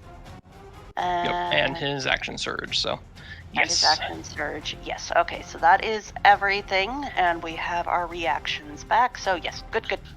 There we go. All right. With that, it is back to the Berserker's turn, and that Berserker, who you guys just beat up, and then as you started to taunt towards, is going to angrily and, one might say, recklessly strike at you. So he's going to swing down at you, Sonia, with his great axe. For 17, I don't think that hits you. No, it does not. She just kind of twirls out of the way, not even really using the shield, and just pauses. And again, she's wearing high-heeled boots, she's wearing her armor, so she just kind of pops one hand on her hip, holds the quarterstaff kind of lazily, and is just like, really, dear? That's the best you can do? All so right. adding to the taunt. Yeah. Just totally frustrated by what's happening here.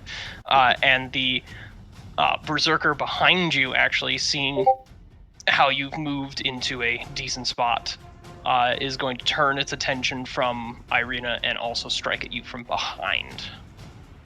Who automatically has advantage. Yeah, automatically has advantage because flanking. But still misses. That whole twirl, pirouette almost of a move was just enough to get out of his strike as well, without almost you even noticing.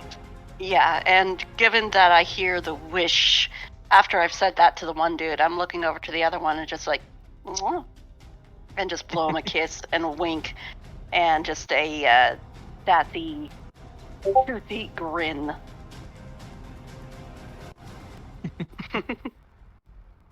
Alrighty.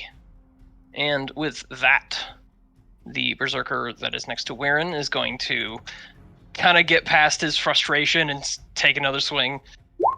19. I think that hits Weirin. Who is away, question mark? Johnny. Can you hear me? There you are. Sorry, I was on mute because I was helping kids prepare food.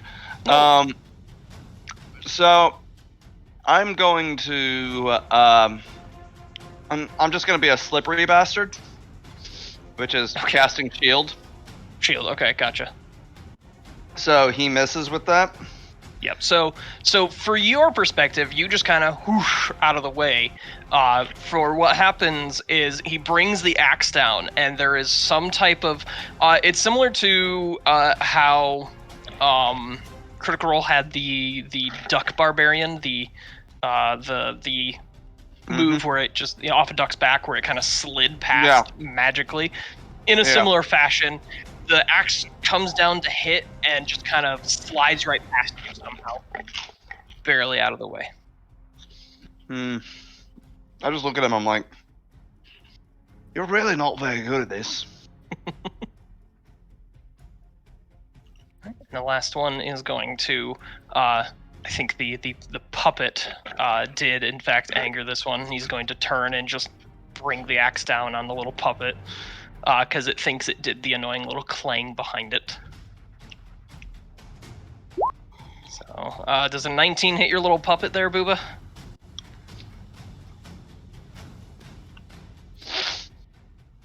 I think it do. I don't remember.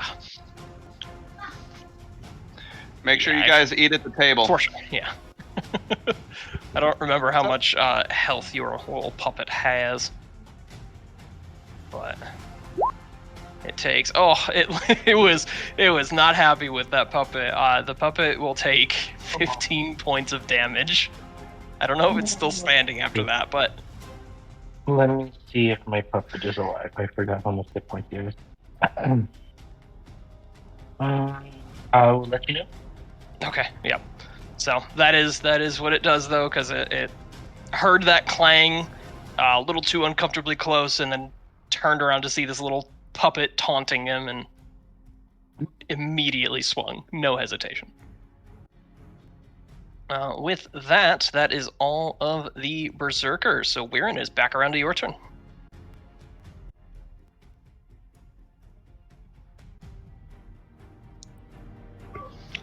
Sorry, I'm trying to make sense of my niece's decisions.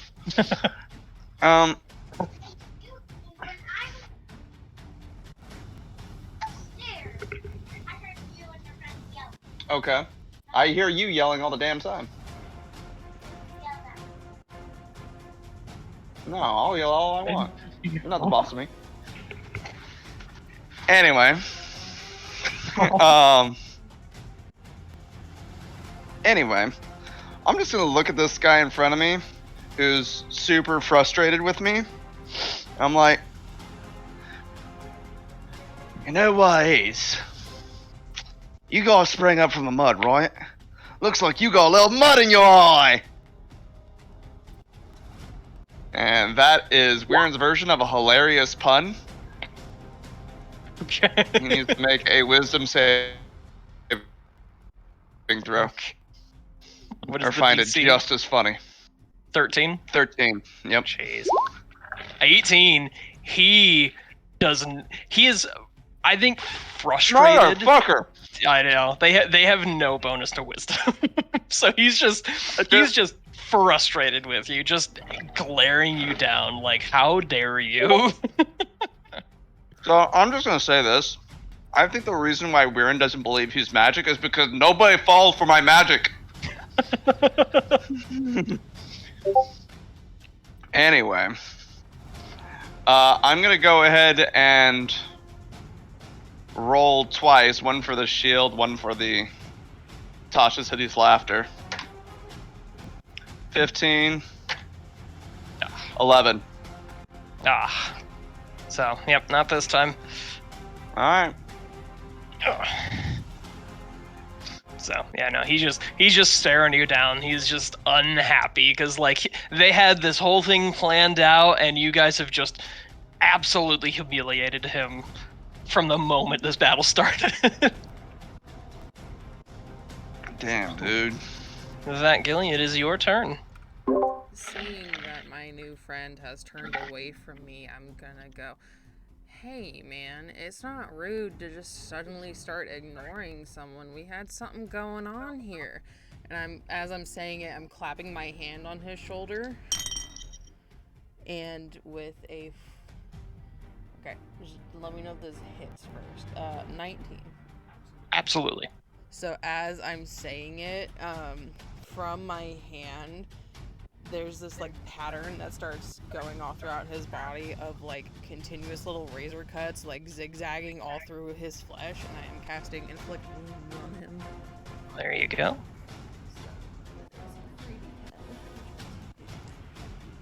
Oh, I forgot how much damage that ability does. Oh no.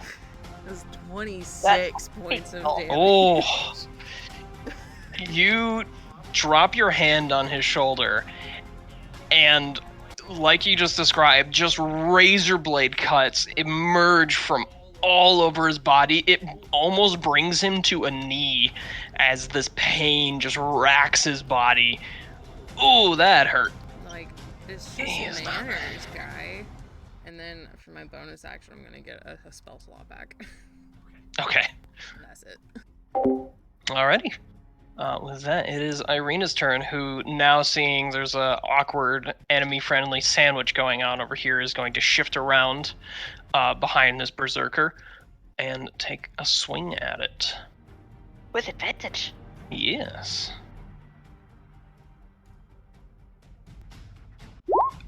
With that, yep, 16 hits. She just slashes into his back for 8 damage. She, small, consistent, but dealing damage over time. Just double checking.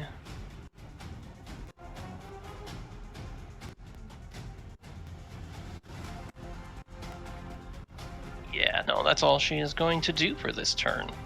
With that, it is Mark, who is still kind of caught in his predicament, but is going to follow suit, sees his sister kind of motioning around, and now, Sonia, you are at the middle of a combat sandwich.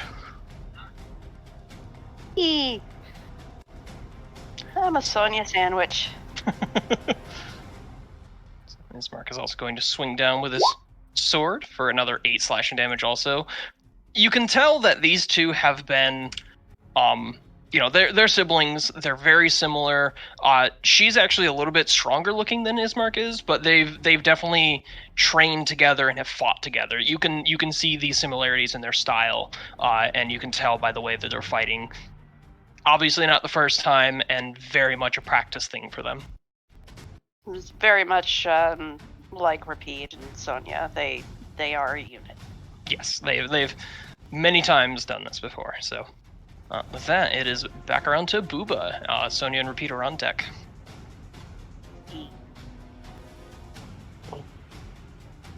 Let's see. Okay. I will go ahead and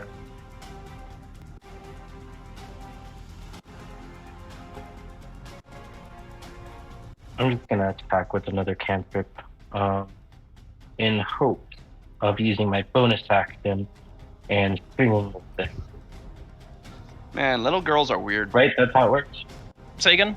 Your quality came am a I little breaking low. It's just like muffled a little bit.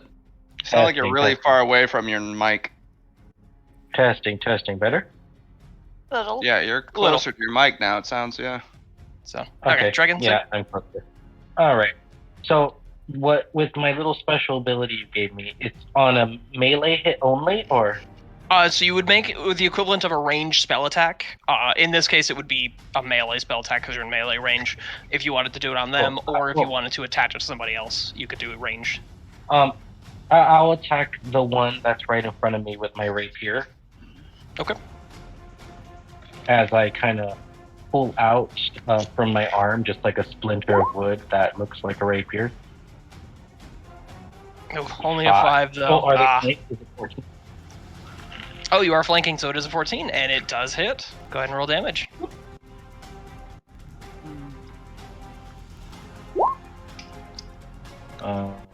Six. I don't know why I crit. Yeah, I don't know why. Ooh, he is still standing, but he is looking real rough. He's not gonna last too much longer. Use his bonus action and string him up. String him up. Okay, so go ahead and roll. Just a. In this case, it would be a melee spell attack. Okay, spell attack. Let's see. Yep. 12. In this case, you're flanking, so it would be the 23. 20, So yeah. you definitely. Yep. So you guys watch as Booba. One of the things that he uses to control his puppet from his little. I cannot remember what it's called off the top of my head. Crossbar.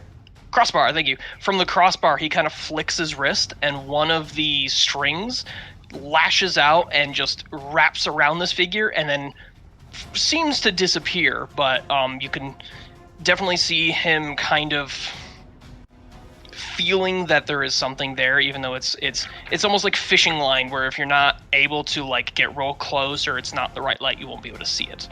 But this figure has been. Something has happened to it in some regard.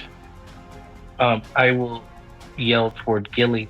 Get it now, please. I'm trying. He's rude. With that, it is Sonia and Rapide. Okay. So You have one berserker in front of you who looks like he is on his last leg, and one behind you that is tussling with you, but is still looking pretty good. Okay, and we only get that thing once per fight, right?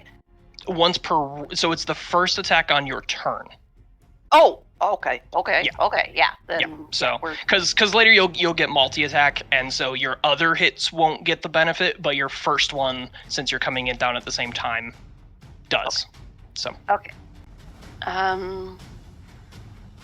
Yeah, I think Sonia and him are gonna try to go for a coup de grace and just wail on this dude and basically show the others a lesson. So yeah, that's 19 plus 6 for that attack. So 1d6 plus 4 plus 2, 5 plus 4, 9, 11 damage. And then Rapide's gonna come in again, Moon Touched Blade. He has a plus 7. That's 17. You rolled a 10. Mm-hmm. Okay, that does hit. Okay, cool. And then that's a 1d6 plus 5, so that's 7 damage. As we just kind of... Is that enough damage to kill him? Oh, absolutely it is. We make him flip. Rapide goes into at the lower ground to kind of just knock him down onto forward, and then Sonia adds to that momentum and just full on makes him do a front forward flip and then land on the ground dead. There you go. So yeah, with that, you guys strike down one of these berserkers. This once mud-coated being is now an intermix of mud and blood as he lays slowly bleeding out, the life leaving him on the ground. The Echo is going to move over here to kind of better protect Brother, but Sonia is going to spin around with her second attack and just whack this guy that Irina's dealing with upside the head. Yep. Does a 16 hit? It does. Okay, 1d4 plus 2, that is going to be, again, a 6. Nice. And then Rapide... You can definitely tell these guys are beefy, but they are not well armored. Any armor that you can see poking out from underneath the mud is made of various animal hides, most likely wolf fur that they've repurposed into some layer of protection, but definitely not a lot of armor on these guys. Okay. And actually, the Echo is going to go over here, actually, because I just noticed the Manifest Echo, or the Unleash Incarnation. Whenever you take the attack action, you can make one additional melee attack from the Echo's position. So you can use this. Yeah, so the Echo is going to attack this other dude, also with Moon Touch Echo Blade. So that is going to be a 17, because that's another 10. And then 1d6 plus 5. That is 10 damage to this guy as it comes in and goes. Yep, so he's sitting there tussling with Weirin, just absolutely through the mud, a frustrated curl across his face, and the Echo just kind of sneaks in and gets a nice hit in there, and suddenly his focus is on both now, seeing that there are two combatants. So. And don't fighters get multi-attacks, or am I thinking a different At 5. Yeah, you'll get it a couple levels. Or if you are wielding a light or finesse weapon. Actually, no, I think if you're just wielding a light weapon, you can use a bonus action to make a second attack and just not add your ability modifier to damage from that. Yeah, it doesn't add a bunch of bonuses. But it has to be in the opposite hand, and Rapide uses his mouth, correct? Yeah, he, so for lack of a him, better term, doesn't have a second hand Yeah. with dual wield. Yeah, he's just using his Unleash Incarnation, and his fighting style is Interception, while mine is... He can, if he wishes, with Unleash Incarnation, make a second attack proficiency times a day coming from his Incarnation. Yeah, that's what it just did to the one fighting you. Yeah, and that's okay. Yeah, that's what I haven't been paying attention. I've been trying to respond to my sister, telling her what her kids are doing. No, you're good. Whenever you take... Okay. So basically it's like a bonus action. Okay, yep. Alrighty. With that, it is back around to the Berserkers. The one is no longer around, but now that you have turned to face this one, Sonia, it is going to lash out at you. That is a 24. I imagine that does hit. That will hit, yes. And Rapide will intercept damage. Okay, let me roll damage. Ooh, okay. Yeah, so let's see here. He does, with interception, D10 plus proficiency. So where's my D10 again? That is... A 0 is a 10, right? Yes. 10 plus 2. So you still take 3 points of damage as, because they have a bonus. This is just me rolling it.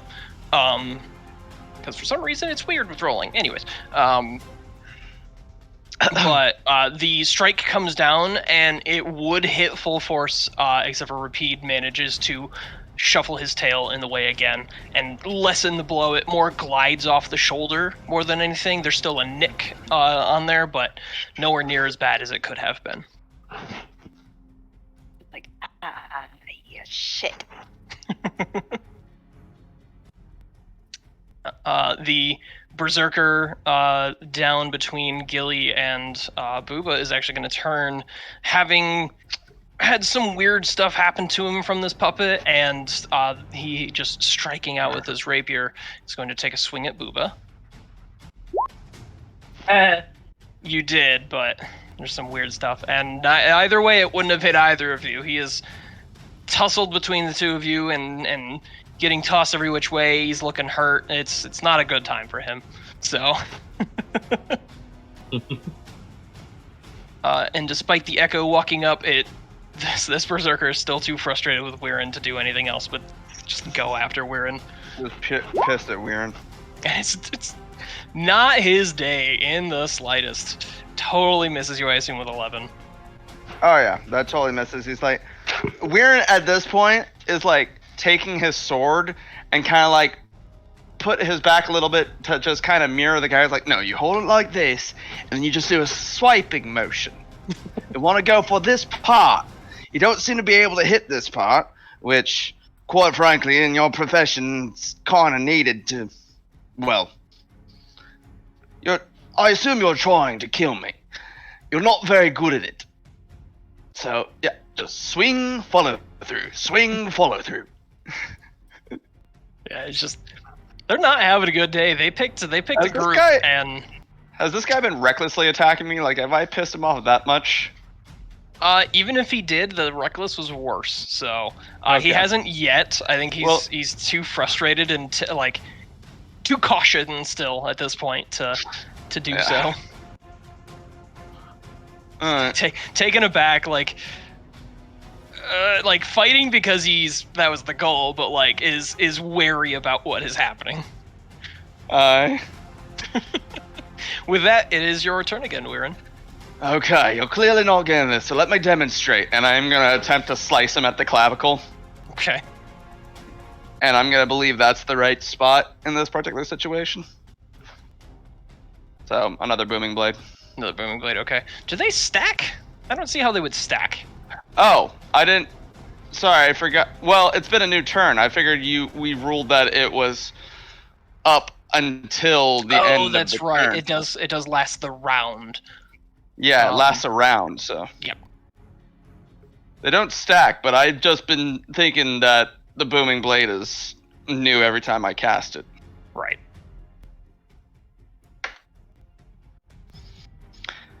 That is a 19 to hit. Absolutely. Go ahead and roll damage. Okay. So I am going to. So this is D8 plus a D6 with Hex.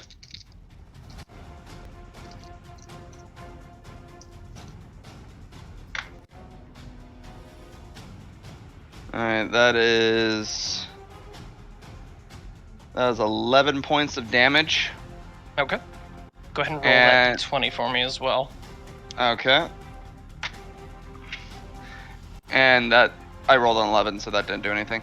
But I'm actually going to step 5 feet back, and be like, "Now you try. See what I did there? Now you try." And he's definitely gonna take that swing. Nope. With a 9, just misses.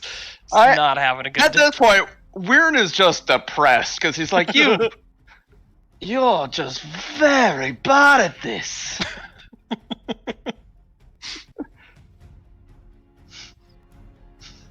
Jeez, these Like- these guys, they came in with a plan, and it has fallen to shit in a very quick amount of time. I just love the concept that Weirin is actively trying to help this guy improve his life, I know, and he's it's not just- working. It's ruining Weirin's vibe. The fact that this guy just doesn't get it. D, Nah, yeah. I just sent you a message. Okay, I see. But yeah, With that, Gilly, it is your turn. Still ignoring me like my guy. There's like rules of etiquette and shit in this world, and you're just fully ignoring them. And I'm picking up my axe and bopping him on the head with it for a 19. Yep. Yeah. For 6 points of bludgeoning damage. Ouch. He is still standing, but you can see he gets a little dazed from that hit. He's looking rough. I was gonna say he looks real bloodied, but he literally is from all of the tiny cuts across his body now. So. I drop him. I'm just like, look, we had something happening. Come on, let's do this.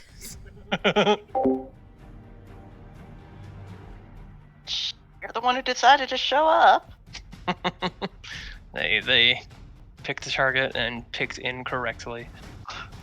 Irina is going to just. Poorly. You have chosen poorly. Is going to. Weird's just gonna continue look. Weird's just gonna look towards Ismark and be like, "Really, is this the quality of threat you are afraid of? Because quite frankly, you don't even need us." Irina, mid-swing, is going to go, "This is nothing!" I know, right? And her yelling apparently was enough to throw her aim off, so she barely missed. Oh no, sorry, it's with advantage, so never, she does hit indeed. Remember, flanking. Yep. Another 12 damage, and she's going to take a page out of Rapide's book and go ahead and use her action surge and swing again. But these guys aren't even worth my Hexblade's curse. Yeah. So another 5 damage. She goes, "Just finish them off and let's be done here." It just seems such a waste. Ismark is going to go, Morale right right, now. all for the right. Survivors. Shit. yeah. Once again, another. He would have run up. But in that fumbling of trying to run up in position, just swings a little too early, since he doesn't have true flanking on this. Who does? Ismark. Yeah, he does. Oh, wait. Ah. No, Yeah, doesn't. no, he wouldn't. No. So, he is going to step here, though, for his full move. But in that run-up, he kind of, gauges it incorrectly and swings a little early. Just doesn't quite connect. Irina's like, "Come on, brother." So, Booba, it is your go. This man I just look over at Ismark and be like, very hurt. "Don't worry about it. I'll give you lessons later."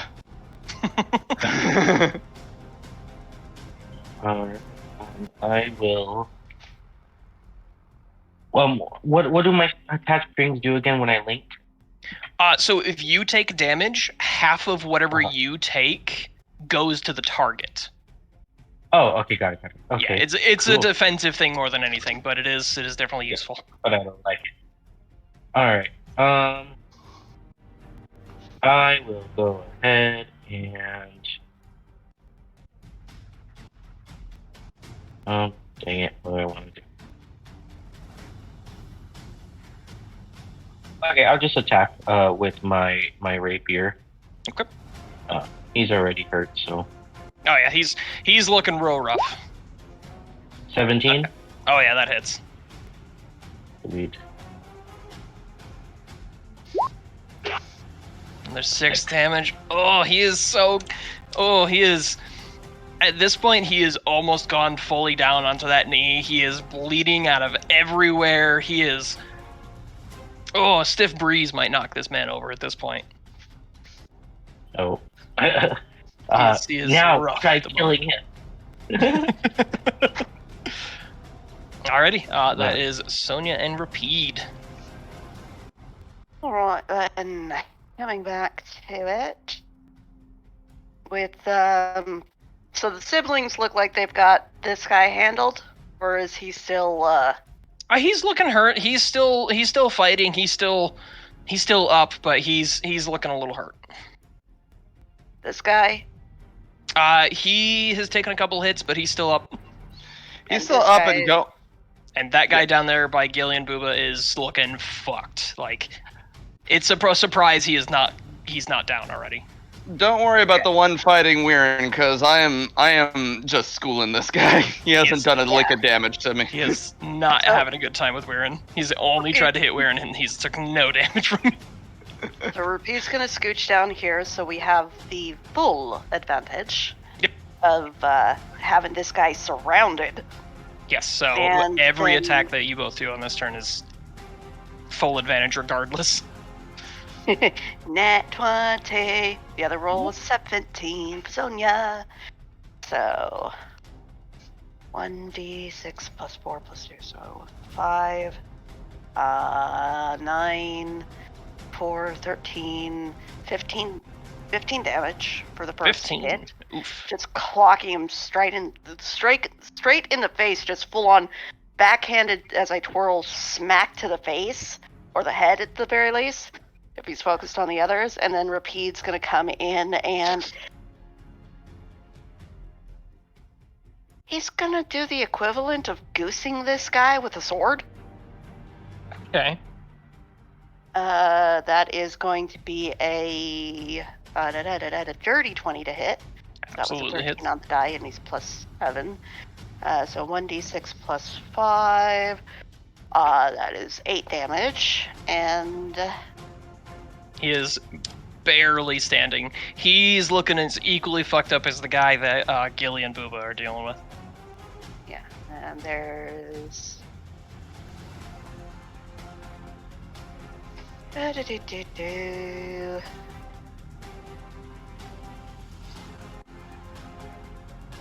I think the Echo is going to move over here to that way. If Weirin wants to get closer, he has flanking. And other than that, it's going to be Sonya. What I'm trying to do is lure this guy to Weirin. Yep, he's trying to bait him into the booming blade, which you can already tell he's gonna fall for. He is so Okay. frustrated with Weirin. There's no question. He's giving chase. Okay, because in that case, yeah, fine. In that case, Echo will stay put. Repeats on all of his stuff, and now Sonya can do her twirl backhand, which is a dirty 20 again. Yeah, that hits. But that is a D4 plus 2, and that is 5 damage. With that, you crack him upside the head. He kind of dazes for a second and then just collapses. He is done. And she's gonna nod to the siblings and then turn around, and I think both she and Rapide and the Echo are just gonna kind of watch what Weirin does with this other dude. Just watch what's gonna happen here. Yeah, because this is just, at this point, they're kind of curious. Like, there's the full-on sense that they have confidence that Gilly and Booba can handle their one dude. But at this point, it's just like, what's gonna happen here? Yeah. And they watch. Weirin's And with fully welcome to put on a show. So, to start, the Berserker with Gilly and Booba is seeing his companions go down, is real fucked up himself, has no other choice but is going to try to run, and that will definitely incur attacks of opportunity from both Booba and Gilly. And Booba's puppet if it's its own thing. Yeah, because that's 3 opportunity attacks right there. I don't know if it has reactions. He commands it. That's a Mm. 13 for me. That still hits. Actually, I believe I can do something. Okay. Well, you can choose whether or not you want to anyways, because as he starts to run out of Gilly's range, she just swings and locks the teeth into the guy's chest as he starts to run, and he just collapses across it and is gone. So What happens when you The don't puppet respect will manners? congratulate. So, can I ask a question? Really, Ryan? I believe I have taken up this guy's full attention. Has he even noticed that his other friends have dropped? no, he is so focused on you. He, after this turn, will notice that there is a body behind you, 'cause that's where the other one fell. But he is so frustrated with the just, like, absolute, I don't even know what to call it at this point, hazing? Weirin, what can I say? Weirin is good at keeping attention. Oh yeah, That's the absolutely. He is so heavily, like, just so frustrated with you that he's not been able to land even a single hit. You see some bards use their talented entertaining to get attention. Weirin just trolls. Yeah. So yep, on that he is going to run forward, triggering that booming blade. So go ahead and roll damage on that. Okay, that is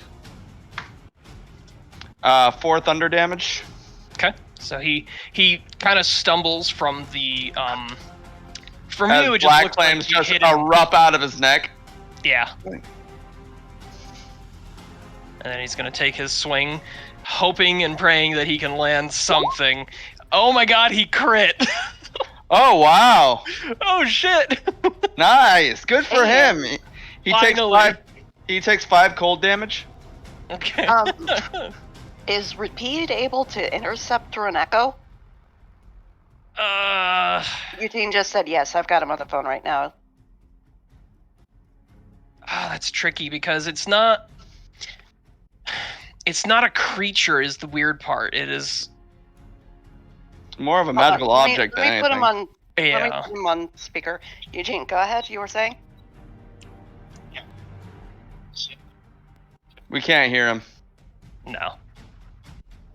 It's its own AoE or attack opportunity. Yeah, he's saying it because he has his own attack of opportunity. That's why it would work.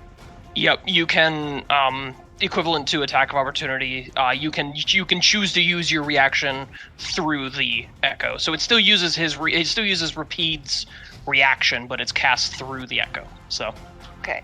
So because Alright. of that, then intercept works. All right. yeah, that definitely Okay. still works. So. Okay. Still works. Okay. Then Yeah. yes. Okay, so the we'll guy do has to that. re-roll. He hasn't rolled yet, so Yeah. let me roll. Intercept reduces damage. Oh, Right, okay. Intercept reduces damage, so that's a 7 + 2. And I'm gonna put myself So- on mute for a second.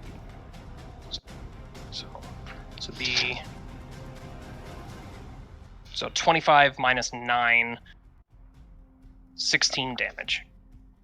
Wow, if I didn't have my extra hit points, that would have put me down. Oof. Like, I have 24 hit points total. Yeah, you have the extra from your temp, yeah, but Yeah. yeah, these guys when they hit, it's not a joke, but they You said 19? 16. You take 16 points. 16. I take the damage, but I am just smiling. I'm like, there you go, you finally did it! I'm And so proud of you! you weirdly hype him up. He's like, I did. Right? I don't know what. What's your name? And then he snaps back and is like, and it just gets angry. It's just like ready to strike again. Doesn't answer the question, but like you as a bard have unintentionally hyped this man up for something he's been trying to do this whole time. I have gave him inspiration. Essentially. Man, none of these guys are mannerful at all. Like, asked for his name, he didn't even answer. God. Jeez. With that, it is now your turn, Weirin. I am so proud of you, Danny. I'm just gonna call you Danny. I don't know what your name is, but it's now Danny. It just kind of sucks 'cause I'm still gonna have to kill you. And I'm going to just stab him again. Of course, right place. Oh, yeah. Effects and everything.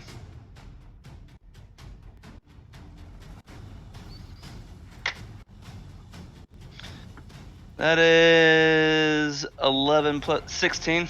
Yep, that hits. Okay.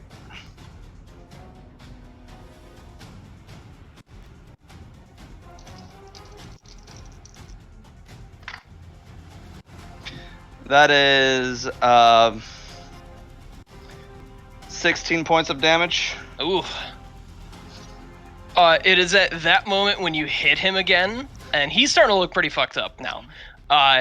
That moment of battle, like, clarity hits him, and he just goes, oh, and he realizes all of his companions are dead. Oh, so can I narrate this? Go ahead. He's wanna- still alive, but go ahead. So I want to say, I both hug him and stab him through the gut. And as I'm hugging him, he sees over his shoulder. If he looks around, he just sees one guy down, another guy down, and a third guy bisected in the distance. And it's just like, oh shit. Yeah. So you did so well. I just keep clapping him on the back and then just take my sword out of him. Like in a vicious way. And he's like, ugh. And I'm gonna be like, didn't have a lot of effect on me, but you did so well, as I healing word myself for my last spell slot. Okay, go ahead and roll that d20. Insult to injury right now. I have 2 d20s, but first I'm gonna roll my healing. Oh, right, yeah, you do too. So. Nice, full healing. So 7 hit points Nice. back. So let me roll 2 d20s. That's a natural 20 on my first one. On the first one, oh shit, okay. Mhm. Go ahead and roll me a d4.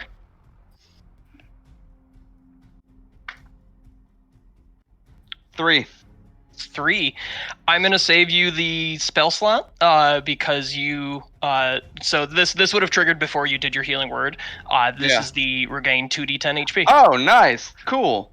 So -7, and then Is that all your bed stuff? what? Oh, Yeah, two. so 2d10, right? Yep.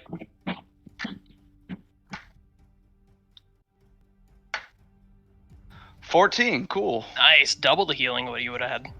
Yep. I rolled 2 7s, so Very that'll good. bring me back up to 24. Sweet. So I'm back at full health, and I just kind of breathe in, and he literally sees the mark he made on me close back up. I think that has demoralized him more than anything. Okay, and I step away again. It's like, try it again. I believe in you. I think at this point he Give up. I don't even think he has the willpower to swing. He just sees you completely negate anything he is like. He got one hit on you, and that And has he been- took cold damage from it. Like, he got yeah. hit for 5 points of cold damage from it. Like, it hurt to hit me.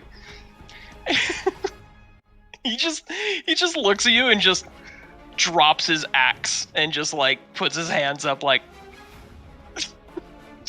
he didn't You know what he see was the- getting into, and You see weird sense of elation immediately deflate and be like, come on! Really? Do you have no... Oh my... go ahead. Get out of here! As he just waves his sword to let the guy just run off if he wants. Are you guys are just gonna let him run away? I think at this point, like, Sonya's. Because here's the thing. I've already mentioned a couple of things to you in the background for this.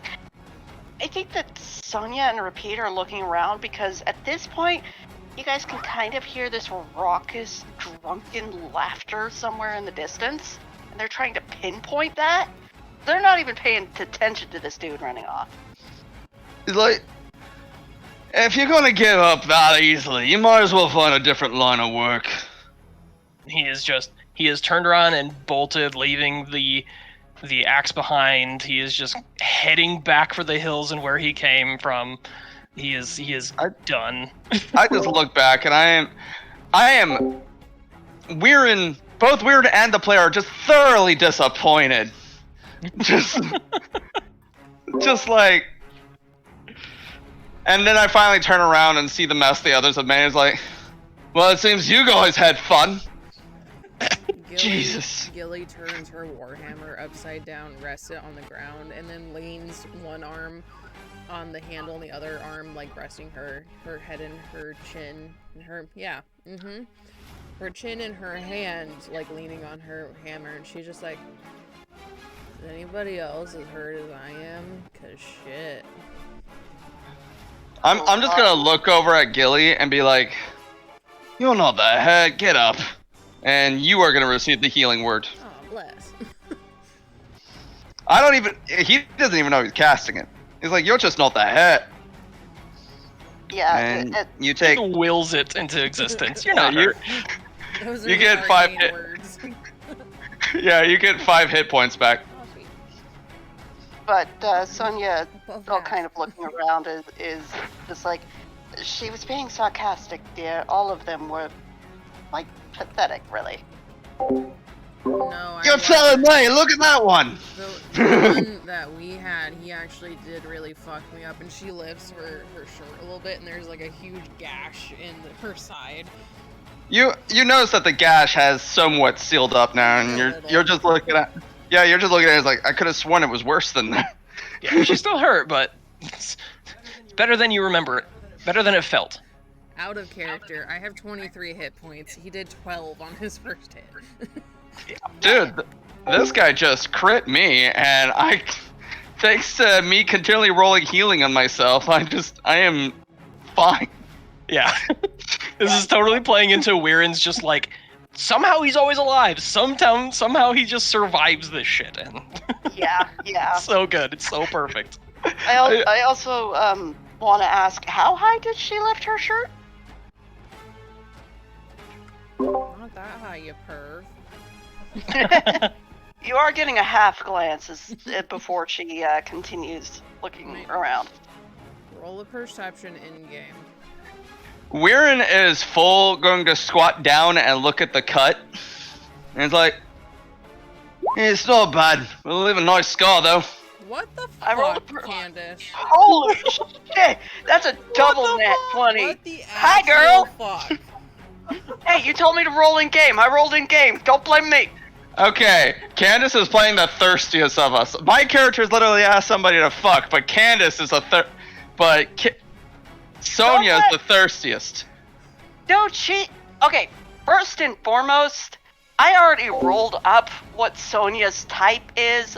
Lesbian, thick, tough No, bitch. I get that. And what do we I'm got? just saying, the dice tell a story. You are thirsty as fuck, boy. Yes.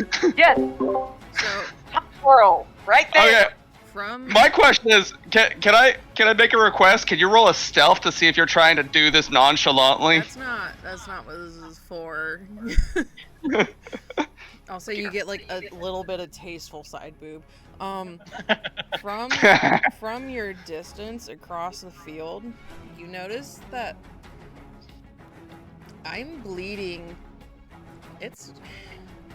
I must be really dehydrated or something, because like it's not very fast. There is already, from what you can tell, some type of immediate coagulation. Like she has already, like the bleeding is already staunching a lot. Mm. It's not because of the healing. It could be. It's just a little odd. I mean, nobody knows I just healed her. True. There isn't really an open knowledge that. I'm just gonna casting. say, you guys do not realize I have healing magic. I don't realize I have healing magic. So it's just whether it's Warren's somehow belief that it's not as bad as it seemed, or who knows. But she's just not already seeming to recover decently from it. I just look at her, and I know this is only gonna last like 10 minutes, but I'm just gonna look at Gilly and say, "You'll be fine. You can do it." And you're gonna get a bardic inspiration from me. Nope. Like I said, it's only gonna last 10 minutes in game, but still, it's something. Yeah. But yeah, I think she'll clock it, but just be like, probably has a spell, nothing big. That's a very tasteful side boob. Yeah, get a little distracted by that. But you know, she clearly is portraying herself as some type of religious type. So it could have easily been some healing magic. Yep. Weirin's just gonna look up at Sonia and be like, "Oi, why is your face red? You sick or something?" Sorry, repeat that, John. Why is your face red? You sick or something?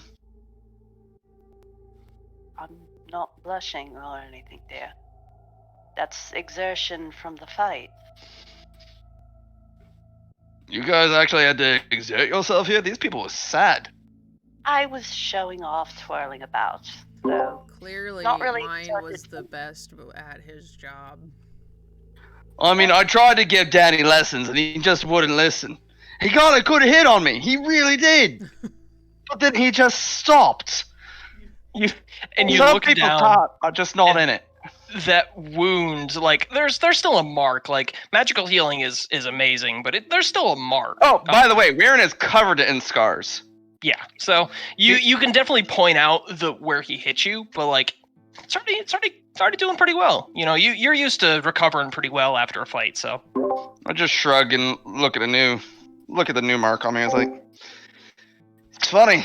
Every once in a while, the marks will stay. Or I might bleed a little bit, but more often than not, they just go like that.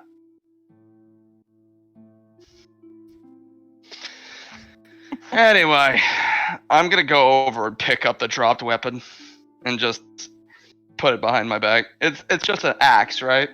Yeah, it's just a basic great axe. Nothing Okay. fancy. It's even honestly, it's kind of not even in the best condition, anyways. I'll clean it up. So I have. Think about weirdness. He just collects weapons. Were all of them just carrying axes, or did any of them have swords? I am on the constant look for swords. no, all of them were carrying some varying quality of similar make great axe. So Weirin just kind of rolls his eyes like, so that was pointless all around. with that, Irina sheathes her sword, looks and gives her brother a nod, and looks at the rest of the group. Well, that certainly got the blood flowing. Shall we continue? And I hope this means you're not impressed with us. You held your own. I didn't kill you in the first, bit of time, so. Oh, they didn't even hurt me. It was sad. Were you hurt, my lady? No, I was fine. Thank you, though. Good. Oh, right. Are you okay? Do you need assistance? She just has Sorry, a I don't- pause. I don't do the bodyguard thing too often. I sometimes forget the process. I can tell, but you did fine. She does also still have Shield of Faith for another 9 minutes. I did succeed my con save. Okay. I'm honestly surprised that, out of character, I'm honestly surprised Sonya. Well, it wouldn't have lasted on her. Sorry, I'm just used to Sonya casting Sanctuary on people she's trying to protect or that kind of thing. No, it would've would have left. broken immediately because Irina would have been fighting. Yeah. You can tell she is going to be more prone to fight than she is to stand by and let you guys do it. You guys are protection, and you're starting to gather, even just from this short little fight, she's a fighter. She can hold her own. You're more so numbers, more than anything. I don't need no man. I think at this point, especially considering that Weirin just did that, Sonya's actually going to brighten up a little bit and give him a small pat on the shoulder. That was that's precisely what you say, but you want to put a little bit more oomph into your voice. I think He you nods. sounded Fine. He nods. He looks back at Irina. Are you hurt? That's not. Are you doing okay? She's just letting this happen and just giving a stone face expression back, and Ishmark just I'm goes just- back to rubbing his temple like. I'm just gonna look back between Sonya and be like, right. Good effort. Thumbs up. Good effort. And then she's going to walk over to Gilly. You're still bleeding, dear. Can I go ahead and heal you up? I'll be fine. I just need to sit down for a little bit. We make camp. Well, probably shouldn't make camp here out in the woods. I don't think we're too far. So, Yeah. I'll be fine. Ismark does pipe up when you say that. Ah, yes, no, there's should be an encampment right up the road, so shouldn't take us too long to be to relative to safety. All right. Just let me know if you need anything. I And appreciate it. she and Rapide will again take up protective flanking on the siblings. Alrighty, so with that, you guys return to this semi-marching order and begin to head your way up the path. The berserker that ran up the hill, nowhere to be in sight, as you begin your trek to continue up along the road. As you guys are trudging through, you see Ishmar kind of point ahead and go, there we go. And you start to see that the road gradually is up ahead, kind of dispersing. It's not as like deep set. There's not like a dedicated path. It's kind of broadening out more as you come across next to a larger body of water. It's not quite big enough to be a lake, but it's definitely a decent size that this river spills into.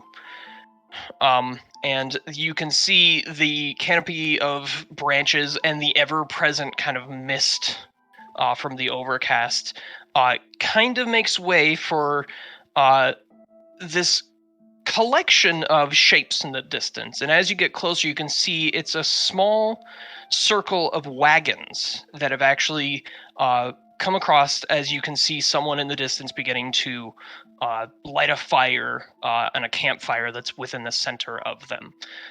You can also see there are several tents that are being put up and several different figures moving around and helping set up. And whether or not they have just re-arrived or if they were just like resetting some stuff, you're not too sure, but it definitely seems there is a lot of activity up ahead as this small, what seems to be caravan camp is really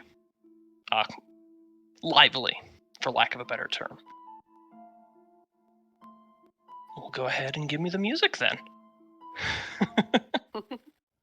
That's fine. So you guys find yourself coming across the small camp next to this pool of water along the river. It is dark because you guys don't have tokens out. That's right. Hold. I'm just going to do this because I don't expect anything to come of this. So, you can see there are several figures running around, moving around, doing all sorts of things. Several have begun drinking. There's some lively chatter and talk and just general. It's strange compared to the town you just came from, this dreary little village, seemingly embodying the spirit of what this land so far has thrown at you, of just despair.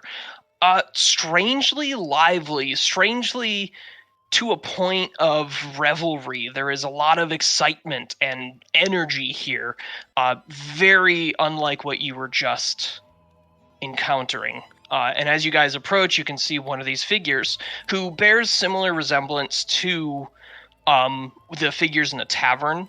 You see a Vistani kind of wave and motion and, hey! Oi, how's it going? Oh, not bad. We just set up for the evening. We just killed some people. That happens a lot here. Come, have a drink. Oh, definitely. And they open and welcome you into the camp in a very strange, like I said, like jovial manner. Like there's something about this group that, compared to the last group of Vistani you talked to, is a total polar opposite to what you had just seen. I'm not inciting shit. My character just completely goes for it. Oh yeah, no, that's go for it. What do the rest of you do as Weirin is clapped on the back by this excited Vistani who's already handing him a tankard of something? I think that, Sonia and Repeat are still just guard duty, so they're staying by the twins to keep them safe and protected. Or the siblings, I should say, not twins. Jesus. Yeah. So yeah, they're very much on guard duty. Gilly seems deeply discomforted by the energy here, so she's going to, like, I can't move my token from OBS. I need to be on the map. Yeah. Yeah, that kind of doesn't work. She's gonna, like, move here like sit down against a tree across the way, like close enough to see what's happening, but not close enough that she has to mingle. Yeah, and a couple of the Vistani do look over and see you, and a couple of them wave, a couple of them just kind of give you a glance. No one really, like, you're not in interacting with them, so they're not going out of their way to go and bother you in any way. So, definitely letting you have your space. They're jovial, but they're not rude. And you see Ismark kind of walk in and greet a couple of them. He recognizes a few of the figures and starts to have kind of plain conversation. Irina kind of gives a nod at Sonia and Rapide and then steps into the camp as well. Seemingly they're okay with this group. They're not too worried about anything here. So,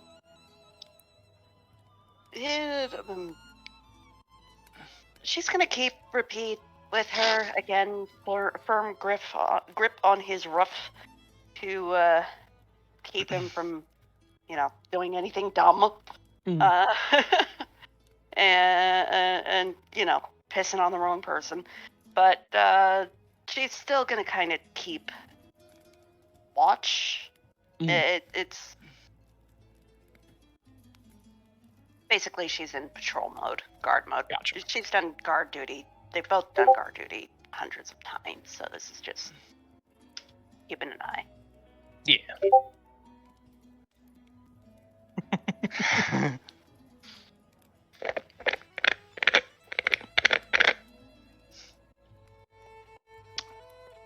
Weirin's just talking to them and telling them about what, and he's like, And this kid Danny, I try to show him the ropes about attacking somebody because he doesn't seem to, experience that, and he just walks away. Can you believe that? After he actually hit me. It's crazy. And these guys totally fall in step with your story. They're laughing. A couple of them share their own weird things that have happened to them in battle.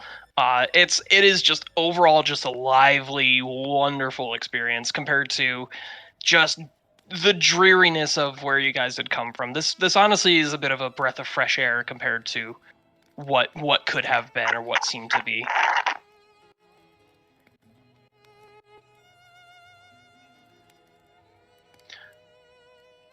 The three that are hanging out on the outskirts, go ahead and roll. Sonia, I'll just say roll advantage instead of having to roll for repeat also. Just roll with advantage since you two are looking out as a group. And Gilly, you also go ahead and give me a perception check.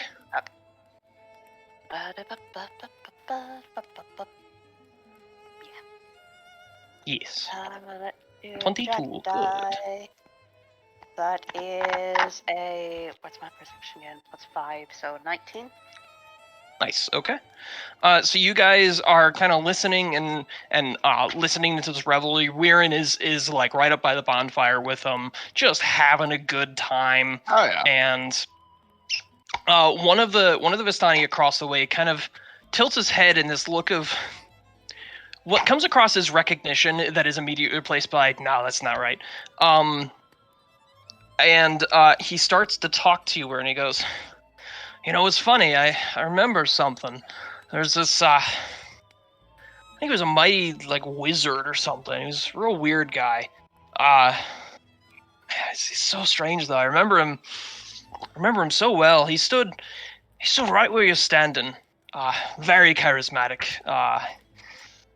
He got this folly of an idea. He thought he could rally people in Barovia against, and he points up to the castle you can see off in the distance, and he thought revolt.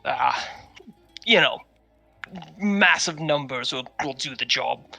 Can I hear this? Yes, that was what the perception check is. All of you on the outskirts are hearing this story be explained. Lily's actually going to stand up and go over to where this guy's talking. Yep. And Meanwhile, Weirin's just like, Well, it really all depends on the force you're working with. If you're getting a massive number of people, you can just throw bodies at a problem, but really, they have to be trained if you want to get anywhere with them, depending on the opposing force. Yeah, and that's exactly what happened. He appeared down, and the wizard's little peasant army just fled in terror. Few stood the ground, but you can take a guess what happened to them. The wizard and the vampire they're throwing spells at each other. You could see them flinging from the courtyard. It was quite a sight. I was watching the battle. The thunder shook the mountainside. Great rocks were tumbling down. It was something. But somehow, that wizard, he is somehow just lasting. I've never seen someone go toe to toe with him. Did you see a man, a human man, about yay high, and she gestures to like her shoulder? Blonde, deceptively strong. Like, he looked real scrawny, but damn, he was tough. Did you remember seeing I him? like how, except for that hair color, you pretty much described Weirin. I know. You can see that Vistani kind of like scratch his head a little bit, and he goes into thought, and he's like, He had a big war axe. His name was Timmy.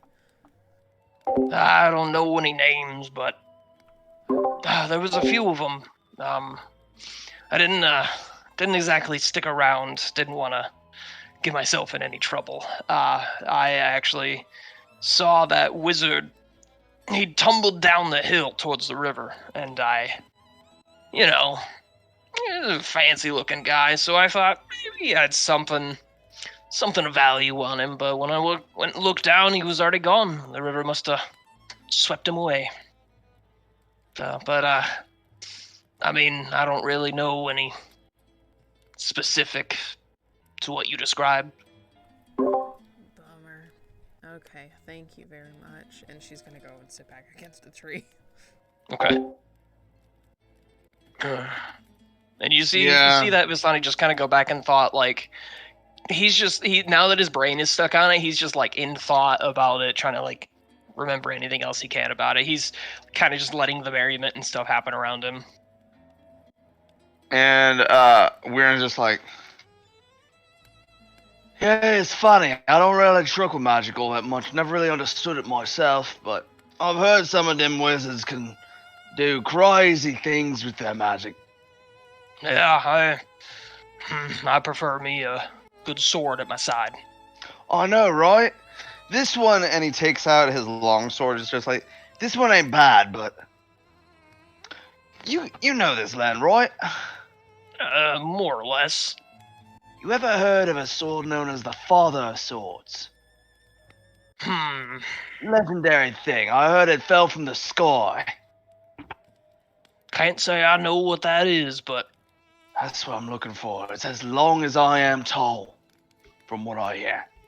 well, I mean, and he points to the tent closest to the river. It's the rest of the tents are more circular, or at least in general concept, they've obviously got jagged edges to stand for structure, but one of them is much more rectangular off in the corner, and he kind of points over his shoulder. He's like, I don't know nothing about that, but maybe Madame Eva might have some idea where to look. Oh, she, wise woman. Oh, absolutely. She's the reason we do so well out here. You know, I had a wise woman in my village named Shoglik. She told me where and when I would die. So, Wow.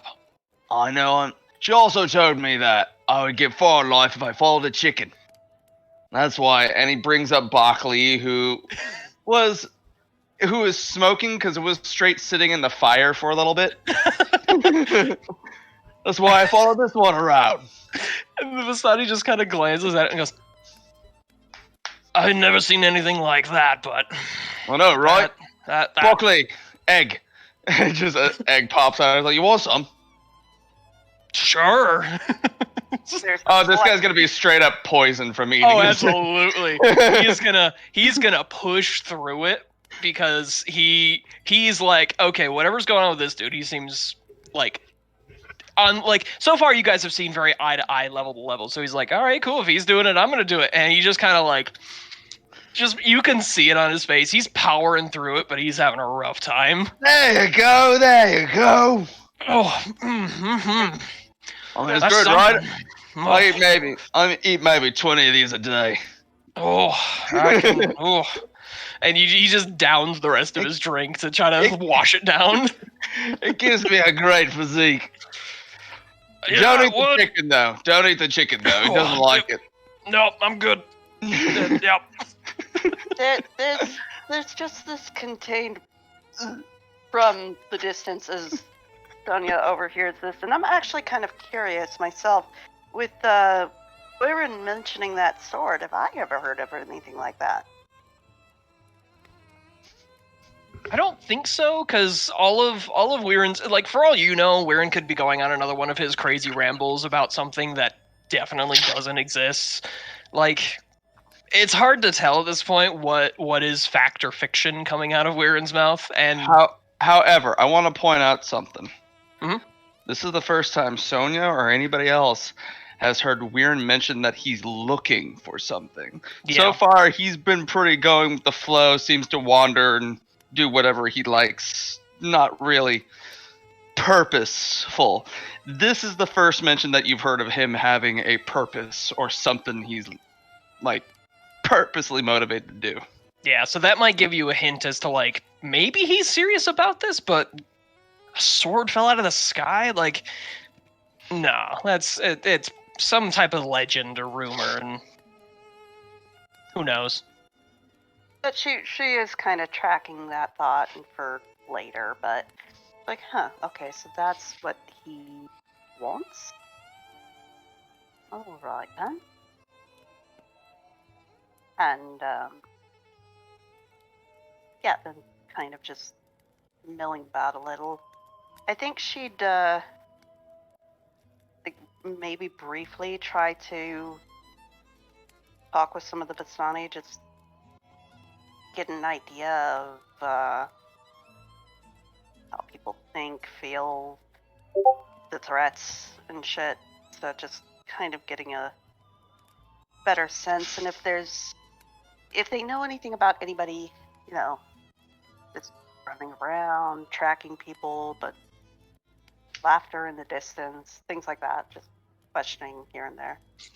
You get a lot of the info you already knew of, like, you know, there's a guy who lives in the castle, who is named Strahd. A couple of them drop the name. You do get, you know, there's a lot of danger out there, you know, typically wolves, you already knew that.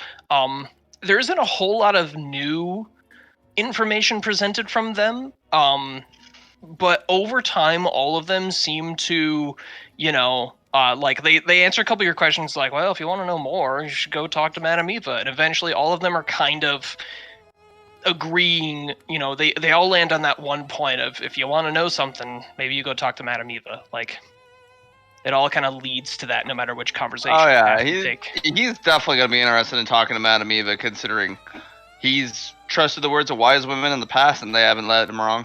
Yeah, so far as all you know is, like, it's to you, Weirin, it sounds exactly like the person who told you when and where you're supposed to die. Like, it sounds like the exact type of person. Sounds like Shog League. Yep. Yeah, I think, like, seeing if he wants to talk to her first, she'll wait, essentially, for him to have his conversation and then go to want to talk to her. But yeah, right now she's just concerned about following things, basically just wanting to protect the group. Yeah, and you just see Irina and Ismark just mingling. They're making the best out of a bad situation, considering a little over an hour ago they just buried their father. So they are definitely trying to do whatever they can to just enjoy this kind of reprieve, essentially. Makes sense. Yeah, you get the sense, and actually, as you're keeping this watch, you do see a couple of other figures that are still in the carts that are around. You see the cart occasionally shift a little bit. There seems to be a couple of people hanging out in the carts that, despite all this revelry and drunkenness that is going on, there's a couple of people who are on alert. So you get the feeling that this is a pretty safe environment. In that case, just for later, for her and Rapide, is there any moonshine? You get the sense that they've kind of got a little bit of everything. It's kind of whatever they've picked up on their travels or have bought somewhere. It's a little bit of everything. It is alcohol. You're not 100% sure what, but it is alcohol, and it's decent. So I want to just have some for later. yeah, you could definitely like pour some into a water skin and save that for later. Also, downing some coffee since I'm on watch, and awesome that my coffee dispenser still works. Yeah, I am. Weiren's immediately gonna go towards the wise woman's tent. Awesome. So Unless anybody wants to go in before I do. No, I'm letting you take point on that. alrighty, so you make your way to this in this offset tent from the rest of the camp. The tent flaps are open as you approach. You can see magic flames of a reddish glow that are over the entirety of the interior of this tent. There's low burning red flames that seem to have no source. There is a table covered in black velvet cloth. Glints of light seem to flash from a crystal ball settled on the center of the table. A hunched figure seems to peer into it, eyes blank over as she looks at it. And she, as you step into the tent, looks up from the ball and goes, "Ah, at last you've arrived." Weiren is not shocked by this in the least. He knows wise women know things, and so it doesn't surprise him that this one was waiting on him. Gotcha. Come in. But maybe you should bring your friends in as well. You want to talk to them as well? Yes, bring them in. I would love to talk with all of you. Okay. He'll just peek his head out the tent. Oi! She says she wants to talk to all of us. Does that include the brother and sister as well? Oh, no, I know them. It's fine. He just kind of shrugs. Let them enjoy a moment of peace. He just kind of shrugs and asks for the others to enter. Gilly will pop into the doorway and say, "If it's alright, I'd like to speak with you alone." Of course. I mean, I have questions for you as well, Alone. But if Yes, there's something you need to say to all of us. First, let's gather you all together. Come. Sonia and Rapide will warily enter. Okay, and I assume Booba kind of follows in slowly behind. So those who look will see an immediate change in Weiren's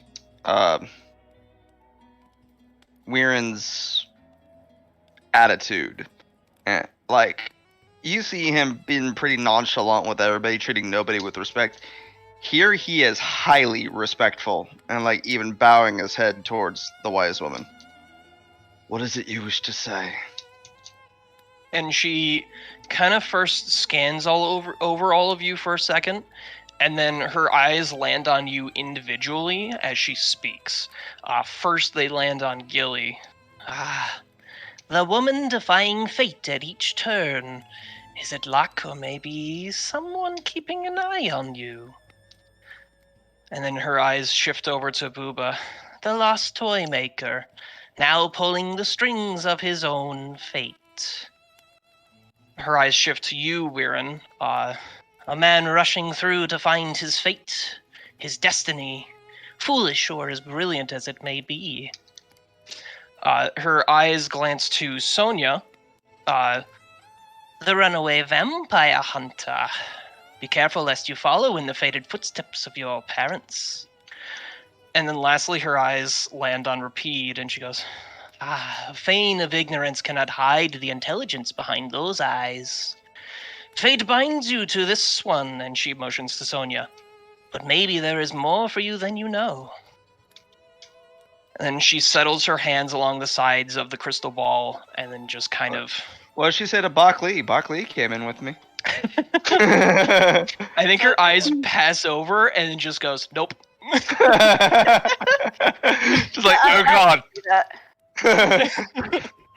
Like, she doesn't show it too heavily, but there's definitely a direct lock, and then just moves on. Like, She does a direct lock and then just shudders and moves on. yeah. It's one of those like, nope, nope, nope, nope, nope. We're pretending you don't exist. Yeah, basically, like, that's odd. I'm not going to address that. There's a great darkness in you. Yeah. And so with her hands extended onto each side of the crystal ball, she goes, now then, I sense a great deal of fate pulling you ahead. Would you like to see in which direction the winds blow you? Oh, I know where I'm going. It's anywhere the chicken goes. Ah. Well, it seems your fate will cross the same path. Was that And a you chicken see- crossing the straight joke? She does give a small chuckle, but doesn't answer. And you see her begin to shuffle a deck of cards in her hands. Very skillfully, doesn't look at them at all. It's very practiced, very motion, like she's done this a million times. Know what she doing? Yeah. So she is going to go ahead and draw one card and lay it down face in front of you. And in front of it, you see a woman who seems to be, she has one arm kind of above her head and one arm extended out forward. And there are three small orbs floating around in her space.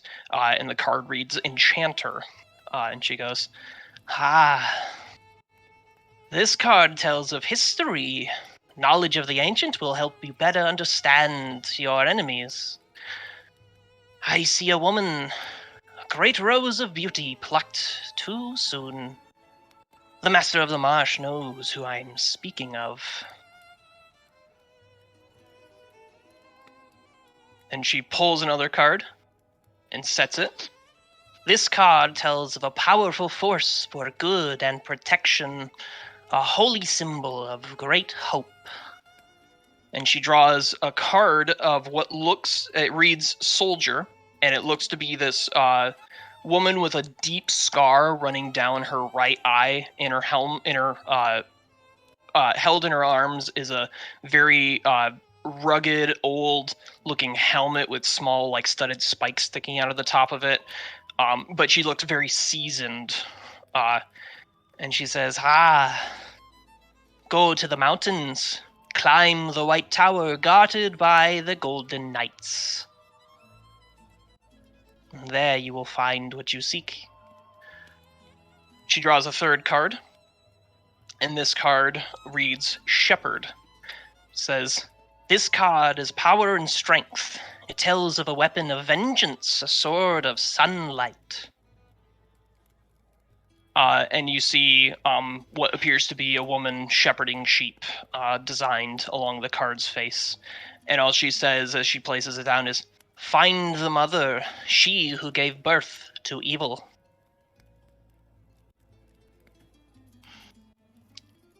And then she picks up a fourth card, and you can see her setting the whole deck aside as she finishes this last drawing, and flips it to show what says the Seer, which is a older-looking man in some simple robes, but all across his forehead and the balding head are just eyeballs pointed in every direction.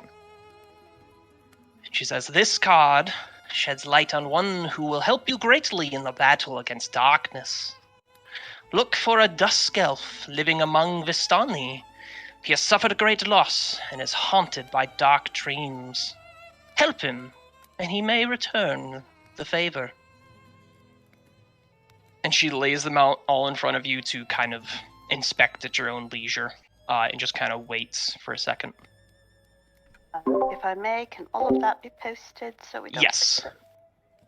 I will. Up to grab and all of that including for- the individual thing, so Eugene has that later. Yes, I will get that for you. Gilly is going to roughly sketch the picture of each card into her little notebook. Okay, And write like a handful of notes underneath. gotcha.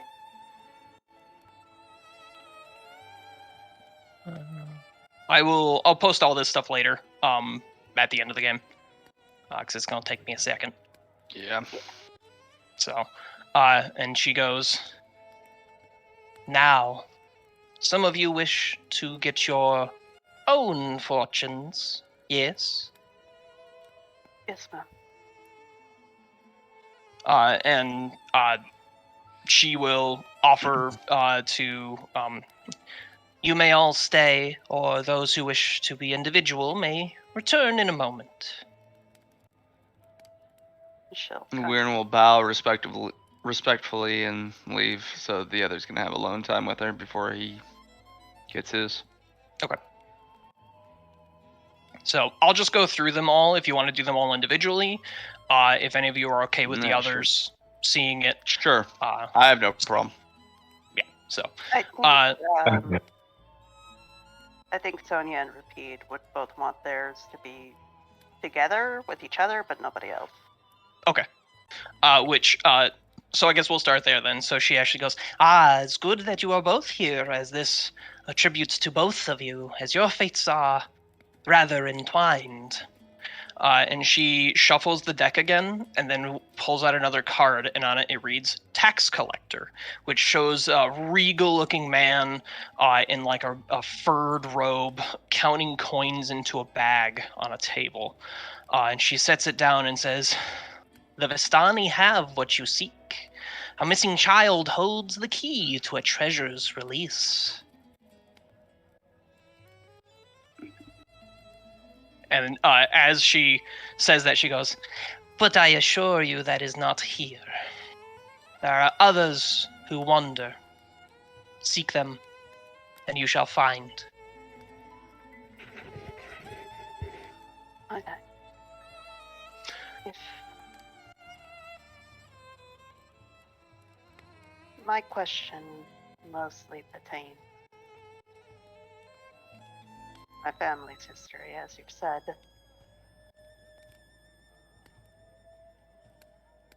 Is there a way, if we fight, that we can remain in the back? Help if a legend is told, but not have the story be my legend. If that.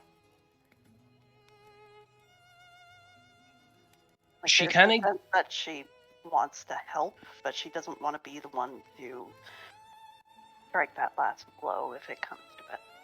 Right. She kind of gives a small grin, and as she's kind of looking you over, just goes, it is you who tells the fate and writes your own story. We must simply abide by which way the winds below us. If you wish to fight that wind, that is up to you. She'll nod her head. I have no idea if Eugene would want to try to add something to his, though. If there's an We can ask him individual, later, yeah. but it seems like generally what she had to say to you was to both of you. How intrinsically you're linked seems to be very keyed in on the fact that you're together. And she'll nod and bow her head in respect and step out and go back to guard duty. Okay. With that, she turns to Booba, who she again does a fancy shuffle and pulls out a card that reads Monk. She sets it down, and what you can see is a larger, more rotund man on the art of the card, and he's got a giant keg under one arm and a tankard in the other, in like a half-drunken stumble. And as she sets it in front of you, she just simply says, "You are seeking something, but you are not sure what you seek. Perhaps if you seek what is behind the sun, hidden in the house of a saint, perhaps you may find more." Interesting. I will just have me stop it now. You are Yeah, muffled to the point of unintelligible, man. I don't know. Yeah, what's at that going point, on. I'm not 100% sure what you just said.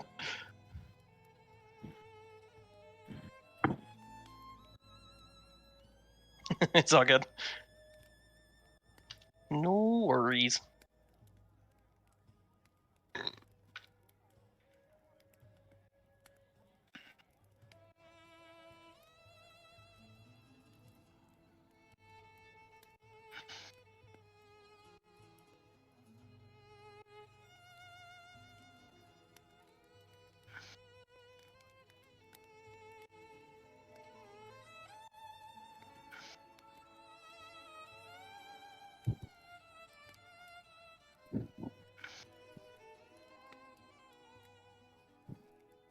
She responds by just simply tapping the card and says, "Perhaps if the fate blows you in the direction, you will find it.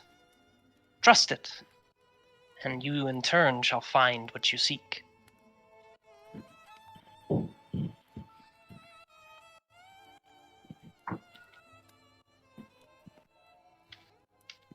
And she gives a small, she's sitting in a chair, but she gives a small, curtly like half bow as like a recognition to that. And then she turns, and Gilly, you are next, because Warren will get to you last. Gilly wants to go Okay. last. Oh, okay. Alright. So Weirin, she invites you back into the tent. And as you sit down, she is again shuffling and shuffling and shuffling, and actually holds out the deck for you to take the top card. He raises his hand to take the top card, and his hand is actually shaking because this is probably the one type of being that he has so much respect and in some cases fear of. Mm-hmm. But he'll go ahead and take the top card from the top deck and turn over. And you, as you're looking at it, she doesn't even see the card because you have it facing you. And she goes, "Ah, yes, the healer. You must look to the west, find a pool blessed by light of the white sun, and there you may seek this weapon of which you want." Okay, I'm writing that down. Look to the west. Yep, and I'll post all this again, but yeah, look to the west, find a pool blessed by the light of the white sun. Are we going for an Excalibur thing? Not quite. Blessed by the light of the white sun. Okay. Cool. Alrighty. And he just kind of bows his head and is like, Thank you for your time. Of course. May the winds of fate blow you in the direction in which you need to be. I mean, if the chicken goes that way, yeah. She just kind of gives it another look, and like, she's looking at it, but she's trying her best not to, in a sense. Like, just acknowledging that it's there enough to, like, as you mentioned it, she looks at it, but then gives another curly bow. As they're heading out, and it's like on his shoulder walking out, the chicken pulls its head a full 360 degrees to just stare at her as the tent flaps close. The rooster. Gilly, seeing that everyone else is gone, is gonna hesitate a moment, fidgeting, and then she's gonna go in and turn and make sure the tent flaps are securely shut. And she's going to turn around and sit down and take out the lenses from her eyes and look up at Madame Ava with full white milked over eyes. And she just says, I only need 3 things. And she just kind of leans in. She's not taken aback by this at all. She just maintains that direct eye contact, that slightly inviting smile, and just has her hands folded in front of her as she listens. My first question, if you'll allow. Do my friends yet live? And you see her kind of run her hand along the top of the crystal ball, and you actually see flashes of 3 faces. You see of each of the party members in which you went through the death house with. All 3 of them. 3 of them. All 3 of them? All 3 of them. Oh shit. She, the most expressive that anyone has seen her, looks deeply unsettled, and she pulls out George's spell tome and runs her hand over it and says, well, I guess that answers my second question, which was going to be, do they know what I did? Shit. That's not good. Oh, man. I'm sorry. I wasn't... Man. Okay, I don't want to waste your time. My third question is the item I seek somewhere in this land? And even as you start that question, she has picked up the deck of cards and begins to shuffle again. And slowly draws another card from the top and flips it towards you, hasn't looked at it yet. And simply, you see reading across the top of it, it says missionary. And it's a man with a very long, sallow face and a beard, clutching a small book, like up to his chest. And he's wearing kind of a fancier clothing, something you would see a typical noble wear. And she simply just says, I see a garden in the snow, watched over by a scarecrow with a sackcloth grin. Look not to the garden, but to the guardian. Well, that's not terrifying at all. She takes and shuffles it back in. It sets the deck aside. I will take a quick second to sketch very roughly the image on the card. I'm going to take a minute or two to put the lenses back in my eye, and I'm going to give her a deep bow and say, thank you very much for your time. I'm going to pop a nightshade berry into my mouth and just chew on it as I leave. Okay. And with that, the tent flaps close, and you see her just smiling if you glance back just as you go. Her posture unchanged as you leave the tent.